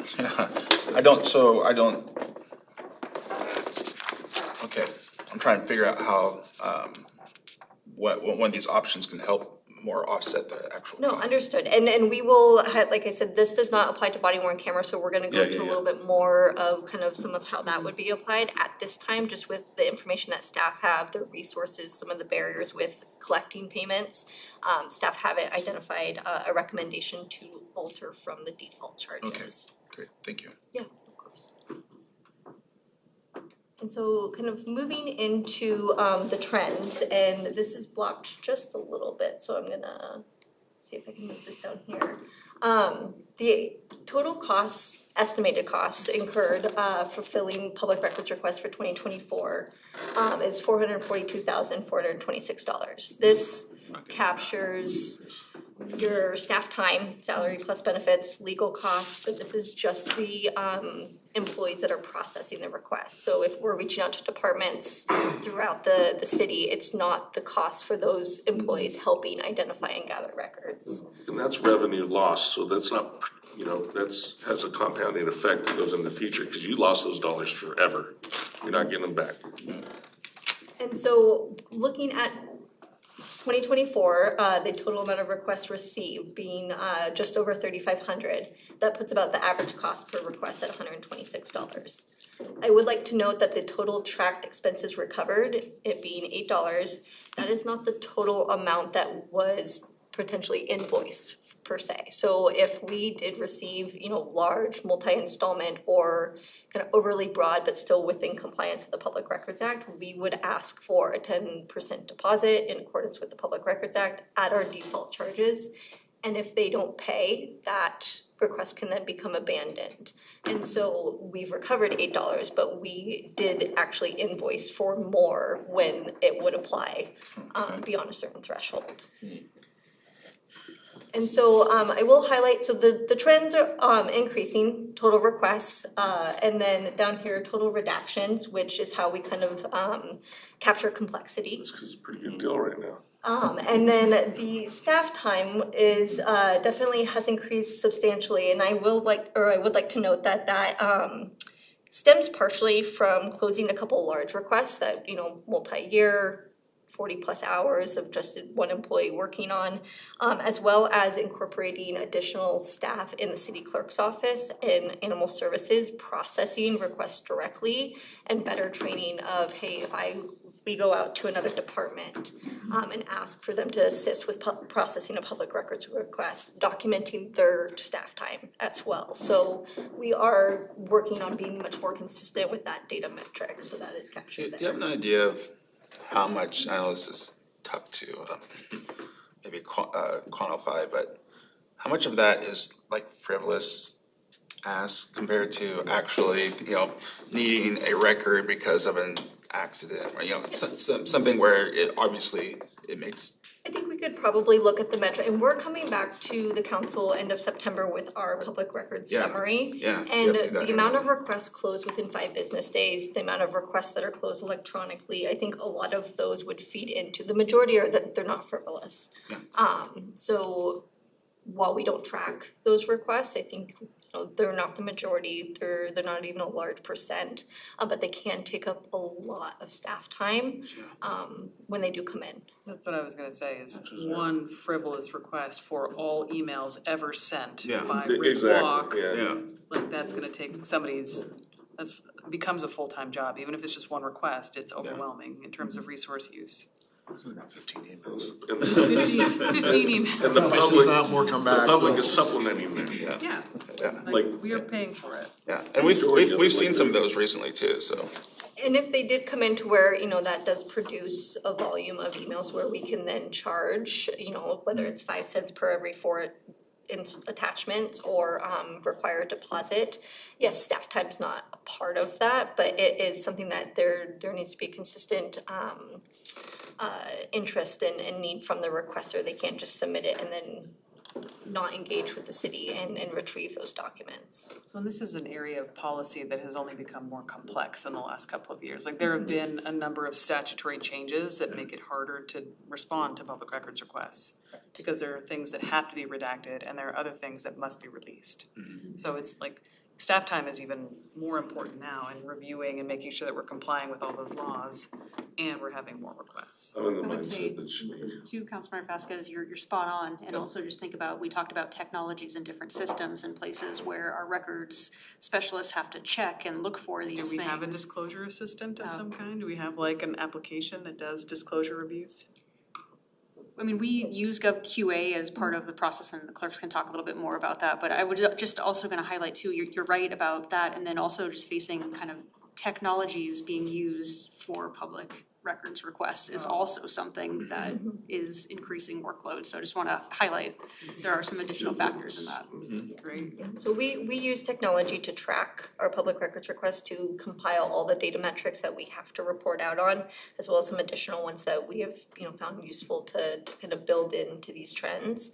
And then, just having the added layer, as Shannon was mentioning, of data is records. And so if we have databases throughout the city being used, with increased technology, being able to access it, extract it, and produce it is a component that we have to consider each and every time.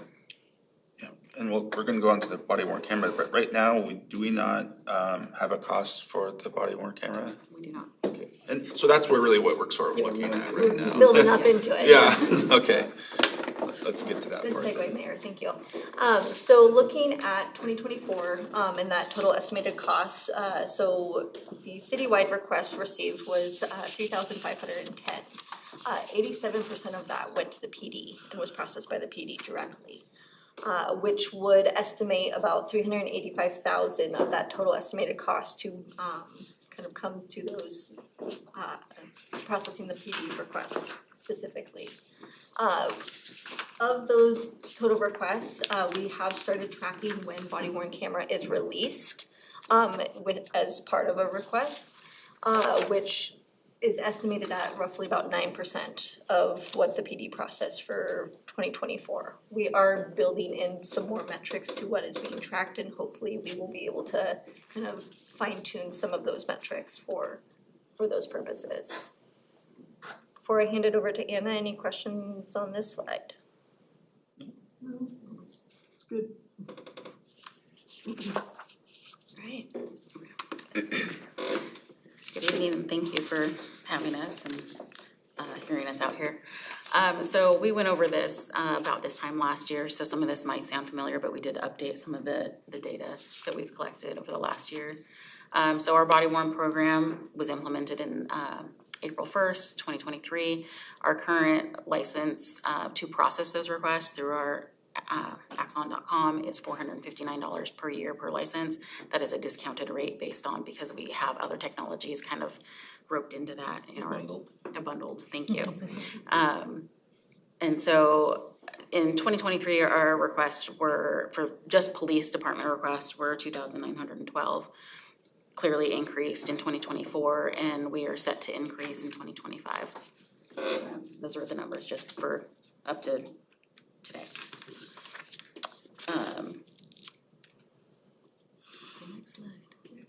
There we So currently in Axon, there are 69,000 plus videos that are up for review, can be requested at any time by anyone, and that's a lot of videos. Some are, 30 seconds, some are upwards of a couple hours, depending on the type of the call.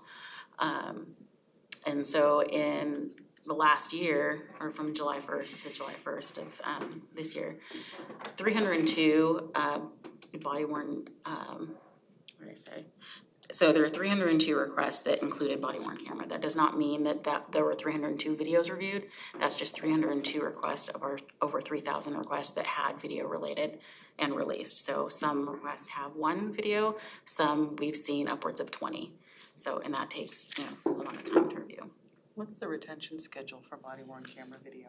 It depends on the case. So when officers, we're very lucky that we have auto tagging. So when a call is created in our dispatch, the type of the call, so like a traffic accident will be kept for 3 years. Homicides will be kept for forever. A really long time. Yeah, Yes. a very long time, yeah. And again, we showed this to you last year. This is just a snippet of 3 minutes of a 56-minute video of the number of redactions. So each line here is a different piece of information that needed to be redacted, whether it be a driver's license inside of a house, someone's face, a medical facility, the MCT screens in the officer's vehicle if it has criminal history information. We have to redact each piece of those individually. So a 56-minute video has to be reviewed, say you have 5 pieces of different information that needs to be removed. You have to review that video 5 times at minimum. Who does keyframing? Who does redaction? We have one person that's dedicated to it, but we do have 5 staff members that are trained to do it. And it does take a lot of time. So, so this video took approximately 7 hours for this person to review. And there was 342 objects that had to be removed from one video. And those actual costs should be, reimbursed. Yeah. Well, I guess it depends, because I think you're gonna get to this a little bit later on the equity implications. If it's a person or an attorney who's directly involved in an incident, you don't charge for that. Correct. Okay, but anyone else? Yeah, someone that's not involved, your influencers, YouTube influencers are definitely the ones that like to request and then repost their videos, so. Sure. So we took an example, we had, during this 3-month time frame from March to May, we kind of tracked our videos and our redaction and kind of got into the weeds a little bit. So in that time frame, there was 207 videos, individual videos reviewed. So in a 3-month time frame, we reviewed 207 videos, totaling 4,939 minutes of video. 158 of those videos did require redaction. We didn't track whether or not we could have recouped any fees for those redactions based on who had requested them. But we spent roughly about double the amount of time to redact those videos. So, and I will say that the team that redacts it, they're really good. So they use the AI technology that's available within the program to kind of mark objects, and then that technology has been improving, so that's definitely helped kind of lower the amount of time that it takes. So we're averaging about 2 minutes per 1 minute of video to review. Any questions on this slide? 8,000 minutes, or 8,000? 9,000, so over half the time, but yeah. So, wait. So, I think where you're getting down to is all this work came out, it's about 90 cents is what the cost would be. Mm-hmm. Yeah, and a couple slides will kind of review how we break down that estimated cost. So as you were saying, Mayor, that there are, in the RCW, there are some fees that we can't apply to certain people, which we wouldn't. So if they're involved, their attorney, if they're within a particular group, if they're using it for civil rights action. So we wouldn't be applying those fees to people, but we did add a metric recently in GovQA so that we can track, even though we're not charging right now, we internally can say, okay, if we did release the video, would we be able to charge this? And so we can look at that down the line. So we based our cost analysis off of Seattle's, their initial cost analysis that they put together in 2017. And many agencies have also used this as kind of a starting off point to kind of lay out what it looks like to redact the video, what it takes, and then like explaining the cost and how we get to that, which is so these are some of the redaction rates of other jurisdictions, and they vary depending on how many people or their employees. The salary plus Yeah, the benefits. salary plus benefits, and some agencies don't include the fee for the technology that they use. I would highlight too, so the expenses recovered is something that not all agencies track, or they're reporting out on expenses recovered through JLARC, but they're not differing between total recoup costs versus body worn camera. So I think as we continue to see more and more years of this, that will change. Because right now, if it's a revenue code, it's a revenue code, and it's just what's the bucket versus what comes from what type of request. Right. I'm glad you pointed that out, and I would just highlight too, of the minimal amount of data points that we do have, what is recouped is fairly small. Yeah. I mean, again, we're talking $2,000 to $4,000. So, It could serve as a deterrent on frivolous Yeah, requests. Absolutely, and I think that's a So, very important part. so what I'd like to see is obviously, what the actual cost is. I mean, if it's the 90 cents, then that's what I think we should, that's what we should be charging. I mean, I think that's, I think we should make sure we have good data and then tie the data to the charge. So, we're not just setting it 1 year, but we're putting something in place, so if the charges go up, right, then the next year it follows that. Right. Because what I don't wanna do is then every year, Have to sit here and. and have this conversation again. We need that type of fees, we'd probably look at council, say, do we wanna put a automatic increase based on some type of Yeah, pricing? and report, have a report out every year saying, this was the cost, but then this is what the cost is, and this is what we recommend for next year, and keep going. So is that $54 an hour? Is my math right on that? For what? Sounds right. Yeah? 60 times 90. So, I lost my calculator back there. no, it's good. Salary and benefits. Which one were you looking at? Oh, the 90 cents a minute.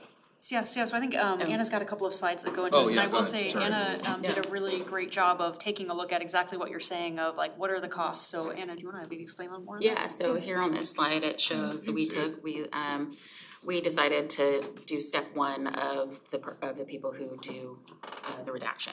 So that way, if step one increases, then we could, as you had mentioned, Merritt, we could increase it and not have to come back to council. Because the RCW does make it clear that it has to be the lowest paid person that does the redaction. Sure. So based on salary and benefits, and then including the cost of the professional license, and then there's the 174 hours per month times 60 minutes. And this is how we're getting to our, what we found would be, what we think is 90 cents per minute. That's what I'd be in support of right there. I mean, like I said, if that's the number, and then, They've done a good job of tracking the data, tracking the time, and monitoring, and again, it's not, as Shannon mentioned, it's not full fee recovery, but it also can act as a deterrent on those YouTube influencer requests that come opportunistic. again, everyone, the people who are directly affected this are exempt, so, I mean, these aren't just the people who are fishing, right? And so they should pay whatever it costs to produce. Councilor Greenstein? Yeah, just a quick question. In a couple of slides ago, you showed the list of those who were exempt, who didn't pay the fees. Is that by statute, or is that our own? No, it's by statute. Okay. thank you. Specifically for the body worn camera piece. Okay, thank you. So are we on the same page here, making I'd vote on that next council. Yeah.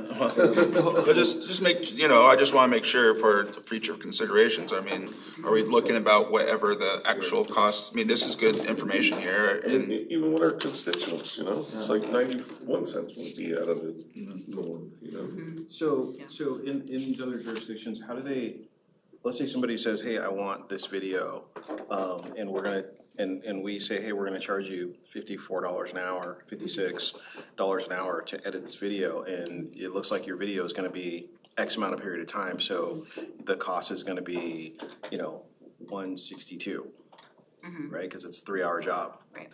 Can we disclaim that? Yes. We can.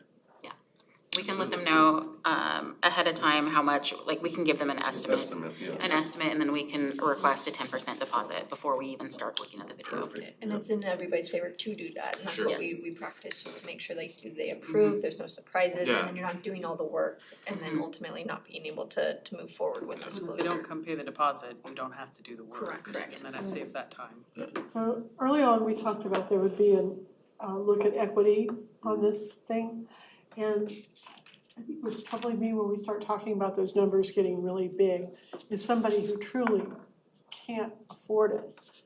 And I'm wondering if there might be a way to raise the rate a little bit higher, but then dedicate scholarship, if you will, or, some kind of way to defray Well, again, costs for seriously low income. the thing is some people, again, if they're involved in an incident, it's free. This is for people who are just are fishing, they want it, that they're not directly involved in anything, and so. There's other things that are exempt. Yeah, I mean, I have no equity considerations for the YouTube influencer trying to. So, right? and maybe an Okay. example, we had as an example to kind of highlight that is about a year ago, we had a First Amendment order come through with an interaction out in the public and involved a couple of our police officers. So that became a whole public record.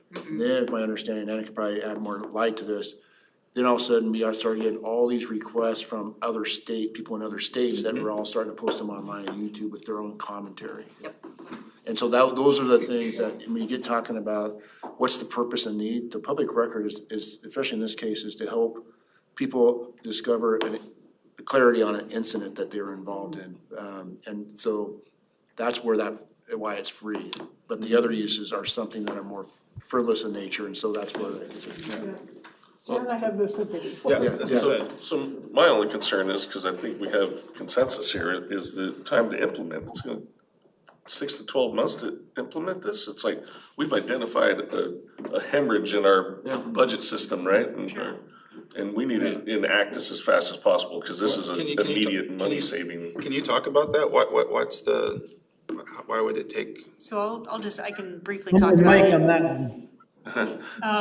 We're kind of giving broad estimates and strokes, kind of based on kind of resources and where things are. That doesn't mean that it would take necessarily 6 to 12 months. This is certainly something that we could work with the city manager to start kind of working to get back in front of council at an earlier cycle. 6 to 12 days. But I know Anna, as we've already mentioned, has done a lot of the heavy lifting here and has drafted some policies, so The really. small business. I think this is something we thing could probably, if council's ready to 3 go weeks. right into looking at a draft ordinance and framework, we could probably schedule for it within a month or so. Absolutely. Yeah. I know my staff would be amenable to that. Okay. I want to, that's why. I think we're all on the same page on this one. I mean, show your work and then have an ordinance that says we're gonna show your work and make it happen. Literally sitting at their desk with a stopwatch Yep. and a spreadsheet and tracking it. Done. Done deal. Okay, yeah, we have consensus around that. Okay, you wanna go to the next one? Thank you both. Thank you so much. Thank you. All right, so we just have two additional items to review tonight, and the next one is gonna be franchise fees. And just for awareness, I think franchise fees is kind of a broader topic, but we're really gonna pinpoint and focus this on solid waste specifically. But just for background, franchise fees are charges levied on private utilities for use of streets and infrastructure and to recoup the costs of city administrative costs. We are preempted from being able to charge more than administrative expenses for light natural gas and telephone utilities, so we're not gonna spend any time taking a look at those. However, we can have a reasonable franchise fee imposed on solid waste providers. We can also have a cable franchise fee, which we already currently do. We're already at the state maximum through our franchise agreement with Comcast, which is 5%. Either solid waste or cable, these are unrestricted funds, so they can be used for any lawful government purpose, so they can be a broad bucket. So if we look at franchise fees, and I apologize, maybe I skipped over it, so let me just go back a couple of slides. There we go. Just to kind of give the recap here, when we're looking at the annual revenue estimate, you can see that this one does have kind of moderate revenue kind of could be captured through this. So anywhere from 40,000 to 400,000. When we're talking about the volatility of this type of source, it's very stable. Everybody is required to have solid waste services. It's not something that's a luxury, it's an essential item. When you look at year-to-year estimates and shifts, it's about 3%. The city could move forward with this, although there's a multitude of steps that I do want to describe here in a little bit later. That includes, having action, having an RFP, having a franchise agreement, and working through that process. So with that in mind, the administrative effort to get this started is a little bit heavier than some of the other options that we'll look at. For example, body-worn cameras we just talked about. We've done a lot of all of that background work, but there would need to be a lot of work to continue to move forward with this process. As part of stakeholders. Call it an investment. I'm sorry, I know we're going straight to solid waste, but we don't currently have a 5% fee on cable. We do have we a do? franchise fee. We did some more checking and we do, it's the tax element. Utility taxes is what we don't have. We don't have on the utility tax, and Correct. we're not discussing that today. Not today, but Okay. soon. Well, yeah, because that's something that I've been talking about for 14 years, that it's crazy that we're the only city that doesn't have that. And we should have done, if we would have done it 15 years ago, it would have been a lot more than the small amount it is today, but anyway. Yep, and we'll certainly capture that in a future conversation. Okay. As part of stakeholder engagement, I think when we're talking about kind of who would pay, it's the company. So I put few here, but just recognizing that the impacts are beyond few. It is every ratepayer would ultimately bear the cost of this, because companies often just pass these costs along to the end user. So as far as kind of a equity status, this is a more regressive fee.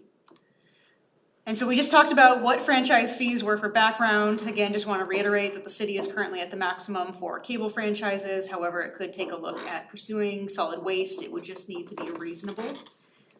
So we did a deeper dive into this. We talked to the county. We also talked to individuals at the UTC just to kind of understand what could be possibilities for the city.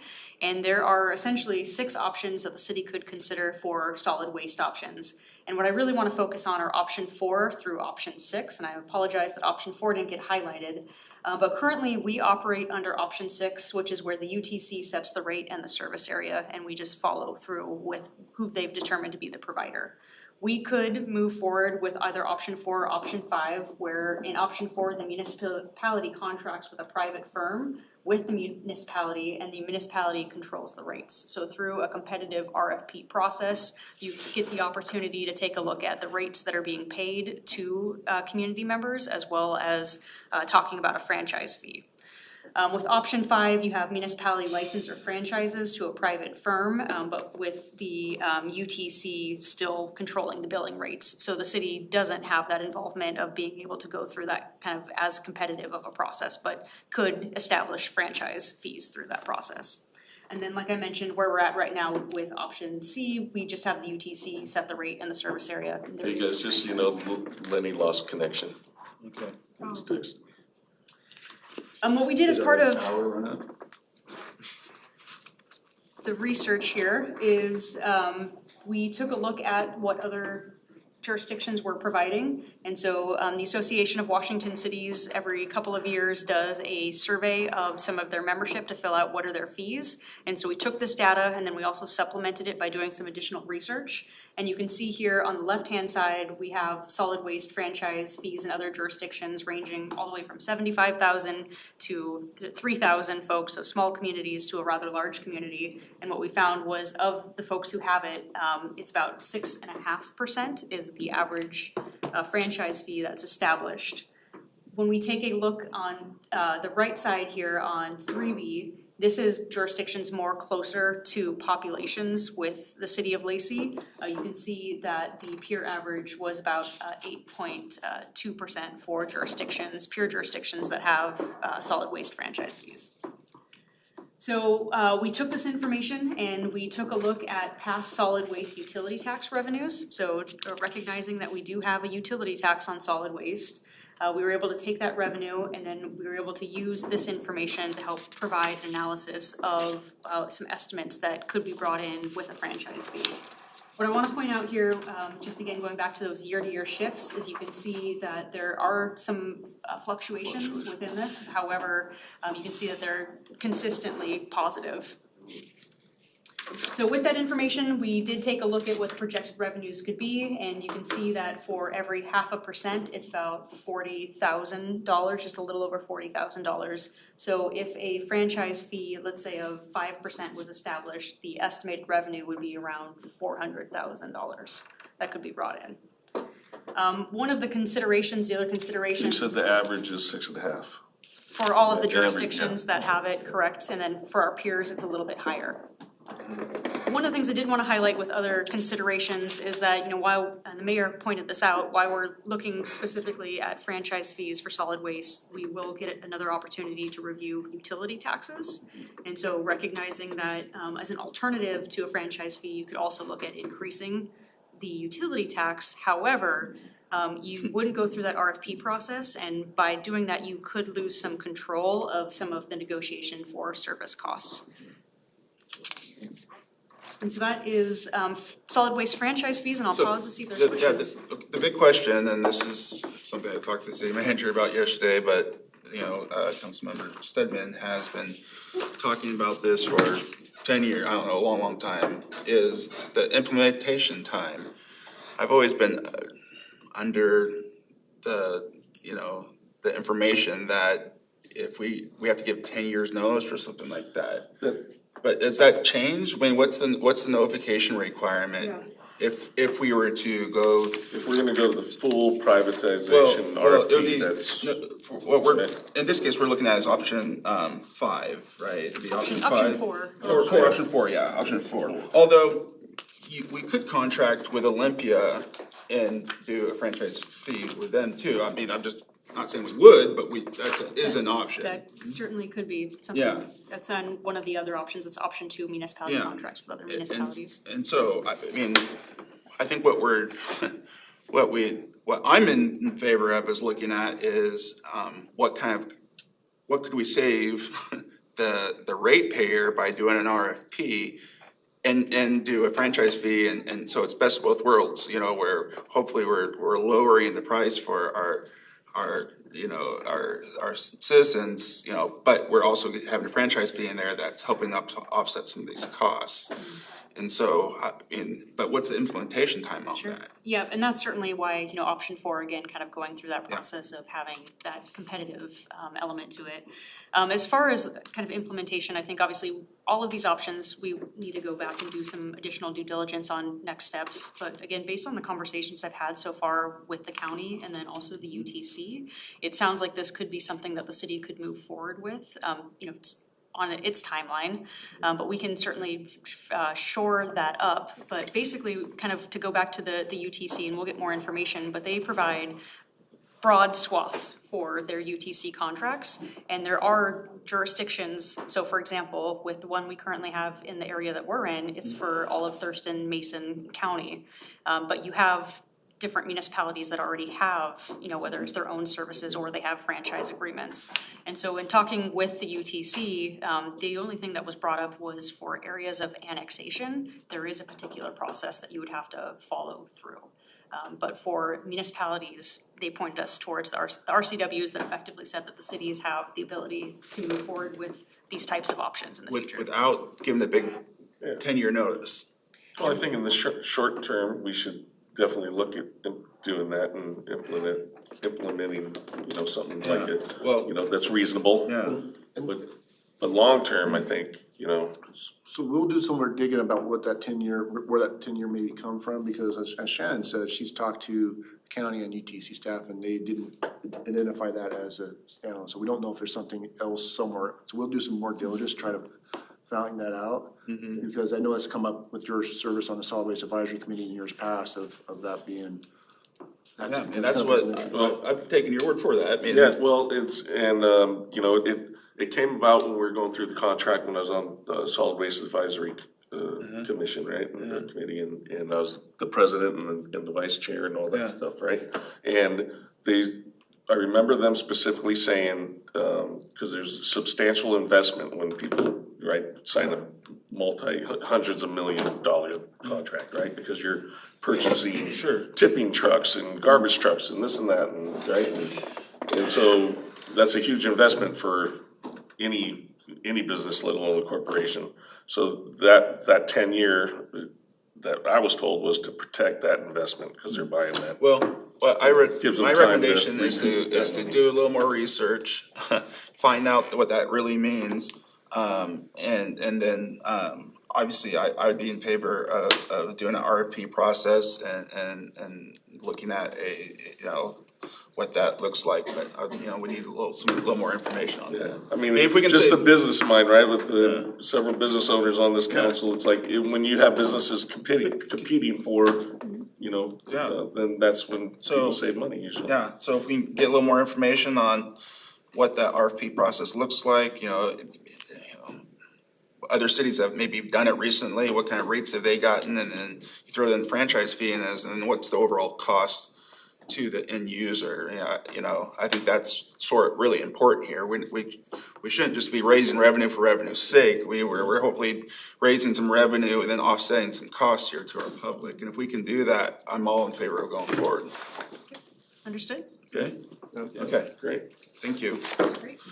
So that takes us to the last one for this evening, and that is gambling tax. And so we've got two items that we're going to take a look at for gambling tax, and you can see the first one is social card games. And so to go through kind of our matrix here, you can see that the annual estimated revenue is on the higher side from the options that we're looking at, from anywhere from $100,000 to $800,000. There is some high volatility. You can see year-to-year shifts from 5 to around 15+%. This is, based on discretionary spending, and certainly, economic considerations impact these types of revenue sources. The city would be able to control this. It could implement it in the short term through a councilmanic action. The administrative effort is relatively low. There are very few impacted stakeholders. The establishment would be who pays, and again, this is discretionary spending, and so for equity, we're labeling this as proportional for the purposes of this study. The second item is gambling taxes, punch boards and pull tabs. So I did just say punch, those are punch boards. And we've estimated that the revenue here is on the lower side from around $5,000 to $60,000. And for the rest of the items, just like the social card games, they are very similar. It's highly volatile, it depends. There are only a couple of stakeholders that would be impacted. So just really quickly on gambling tax, you've got all this information in front of you, but what you can see is that when we look at where the city's rates are compared to what is defined as the state maximums in the RCWs, there are really two areas to explore, and those are the punch board or pull tables for commercial properties and then social card games. So with punch boards for pull tabs or pull tabs, you can see that we currently collect 4% of gross receipts, and that you could have a maximum of 10%. For social card games, it's our current rate is 7.5%, and you can go up to 20%. So some options that the city could consider with social cards specifically is number one, you could increase the rate, so moving that 7.5% up higher. You could also consider removing the prohibition of additional social card houses from the code. What I want to highlight here is, again, the volatility. You can see that there have been some downward trends, some upward swings, some pandemic years, and you can see all of that here with our social card revenue. Sorry, say it again? Very volatile. Very, very volatile. And if you look at, kind of based off of those historic data, we did create the projected revenues. You can see that at our current 7.5%, it's around 500,000, and that for each 0.5% you add, it's about $33,000 that gets added. So if you were to go to, for example, 11%, that would add an additional 233,000.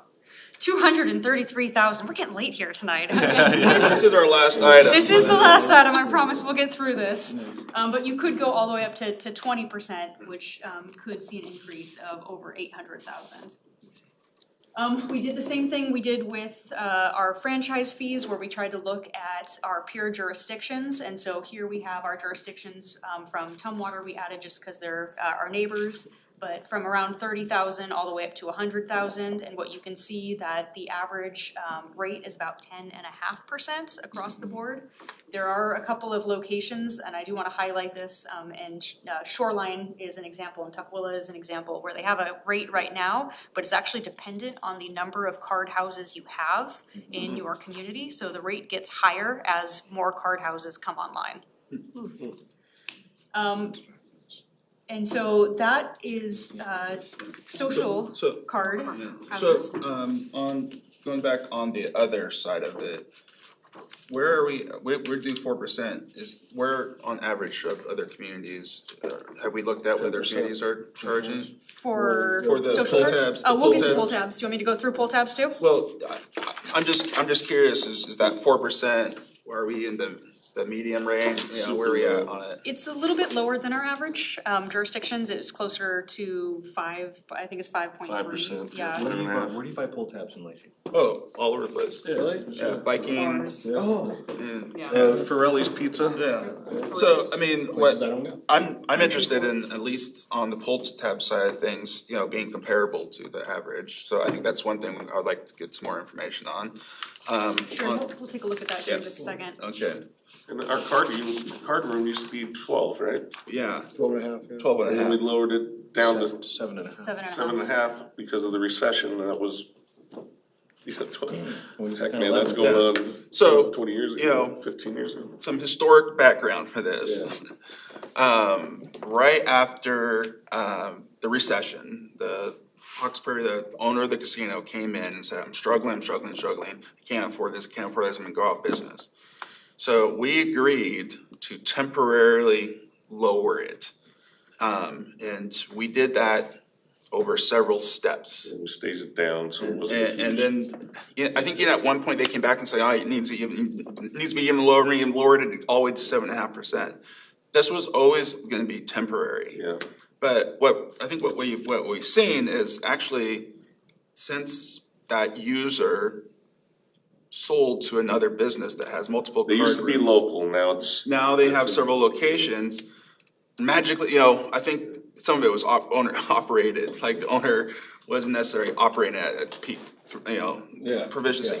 Now with this new owner comes in, doing extremely well. And we haven't gone back to the 12.5%. We were saying we were gonna do at some point, this was only gonna be temporary.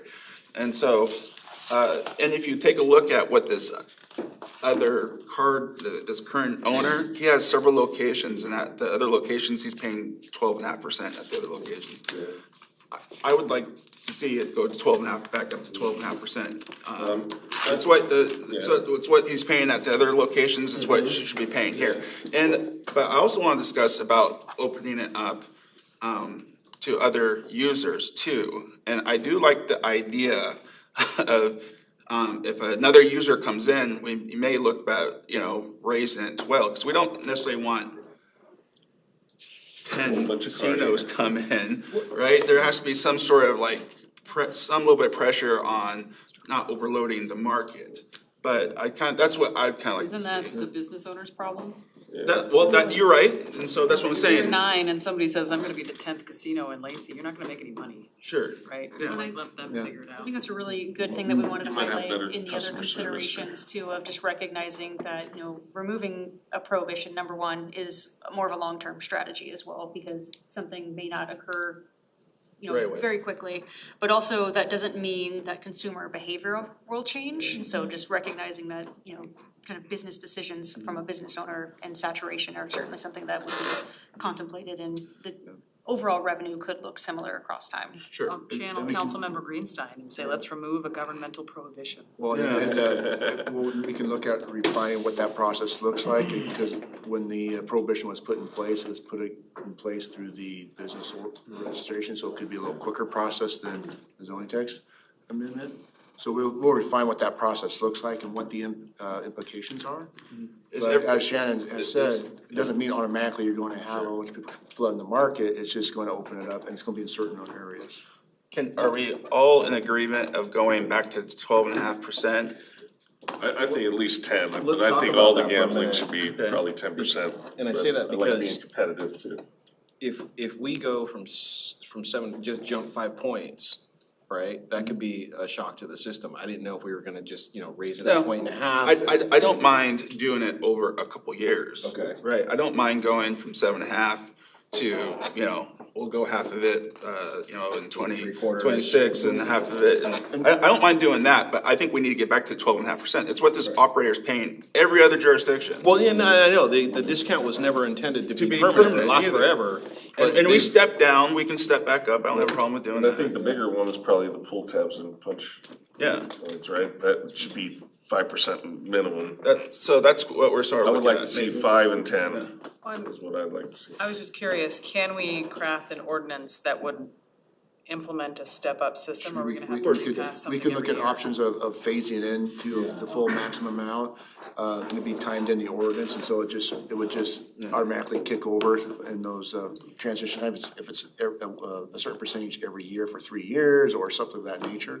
We can set that in the ordinance. We can probably couple off, one is a full jump and one is that option, and then we can also verify too what the. Well, we did the full drop right off the bat back in the day. Andy remembers that. Yeah, We dropped it 2%. We dropped it and then we dropped it That's- again. That's advantageous to the business owner though, like cranking it up all at once. And one of the things too is, it's the only card room by, and it's at a low rate. So we also want to make sure we notify the owner, so they're aware of this conversation as well. That's the outreach portion too. And we Yeah. can do that and kind of report back to council before we take the full step to Yeah, a council and what action. we can do is say, hey, reach out to the owner saying, this was always meant to be temporary, we're thinking about stepping it back up, and this is what we're thinking, and this, and then let's have the conversation, go from there. Does that sound good?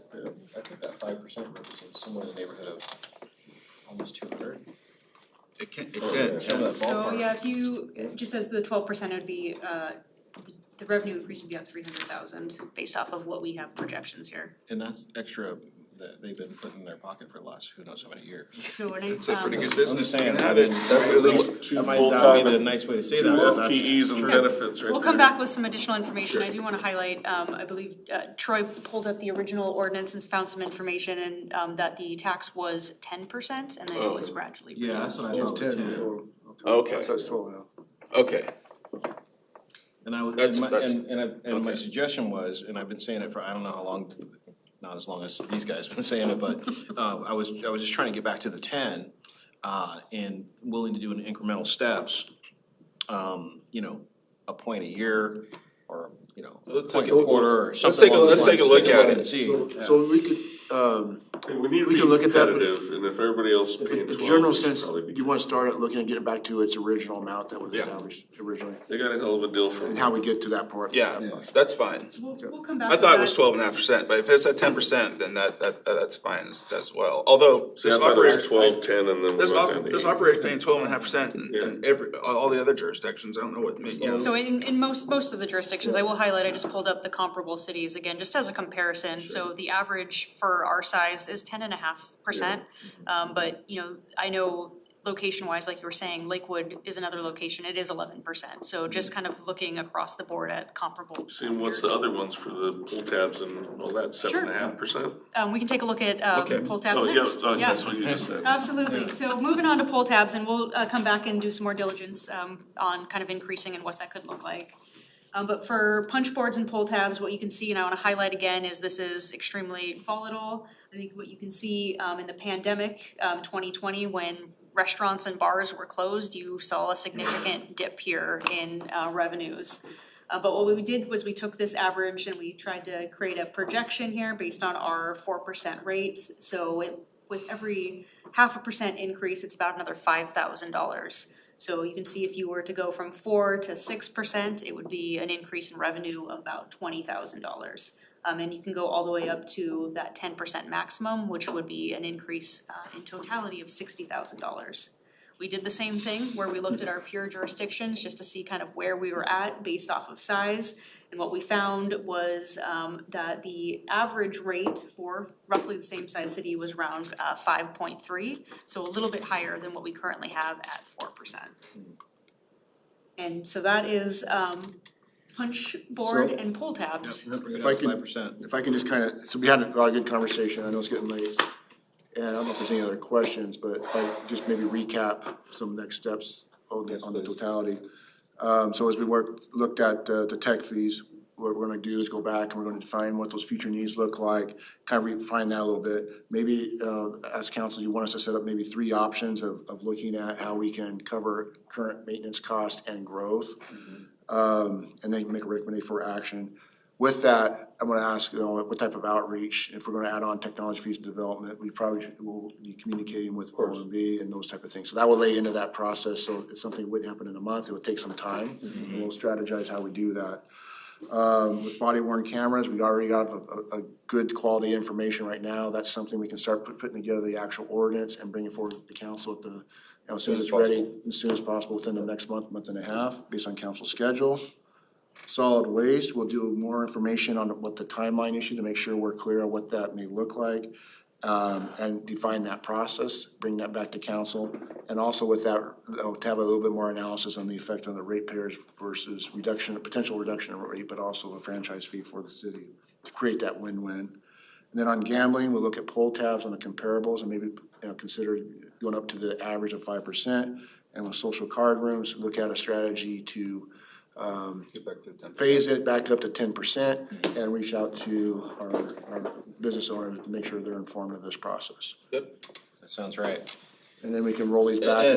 And look about what it would take to get rid of the prohibition as well. And the prohibition, yes, and refine that too, because that could be something that can be potentially a pretty quick action, or it could be something that would take some time, but we can put a strategy. Well, yeah, one of the strategies is like, location and what does that mean, and should it be in some places, and so on and so forth. So We identify in the current zoning framework where they would be allowed, once we open up that. None in residential. Yeah, okay, is that Already sound checked good, neighborhood everyone? commercial, it's not allowed neighborhood commercial. Sound good, like plan? Okay. Can we take this with us? Yes, please do. And we also tonight emailed you a electronic copy of that as well as the matrix. Yep, and we'll, like I mentioned earlier, for the next discussion, we'll bring some more supplemental materials. So if you want to bring those back, we'll have some leaflets in there as well. Okay. Awesomeness. Well, that. And then with all that back, we'll come back with also D&O, utility tax, and 2015 and LTAC. Okay, with that, we've reached the end of our agenda. Thank you for the great discussion on this work session. So without objection, I'll call this meeting adjourned. And you keep it classy, Lacey.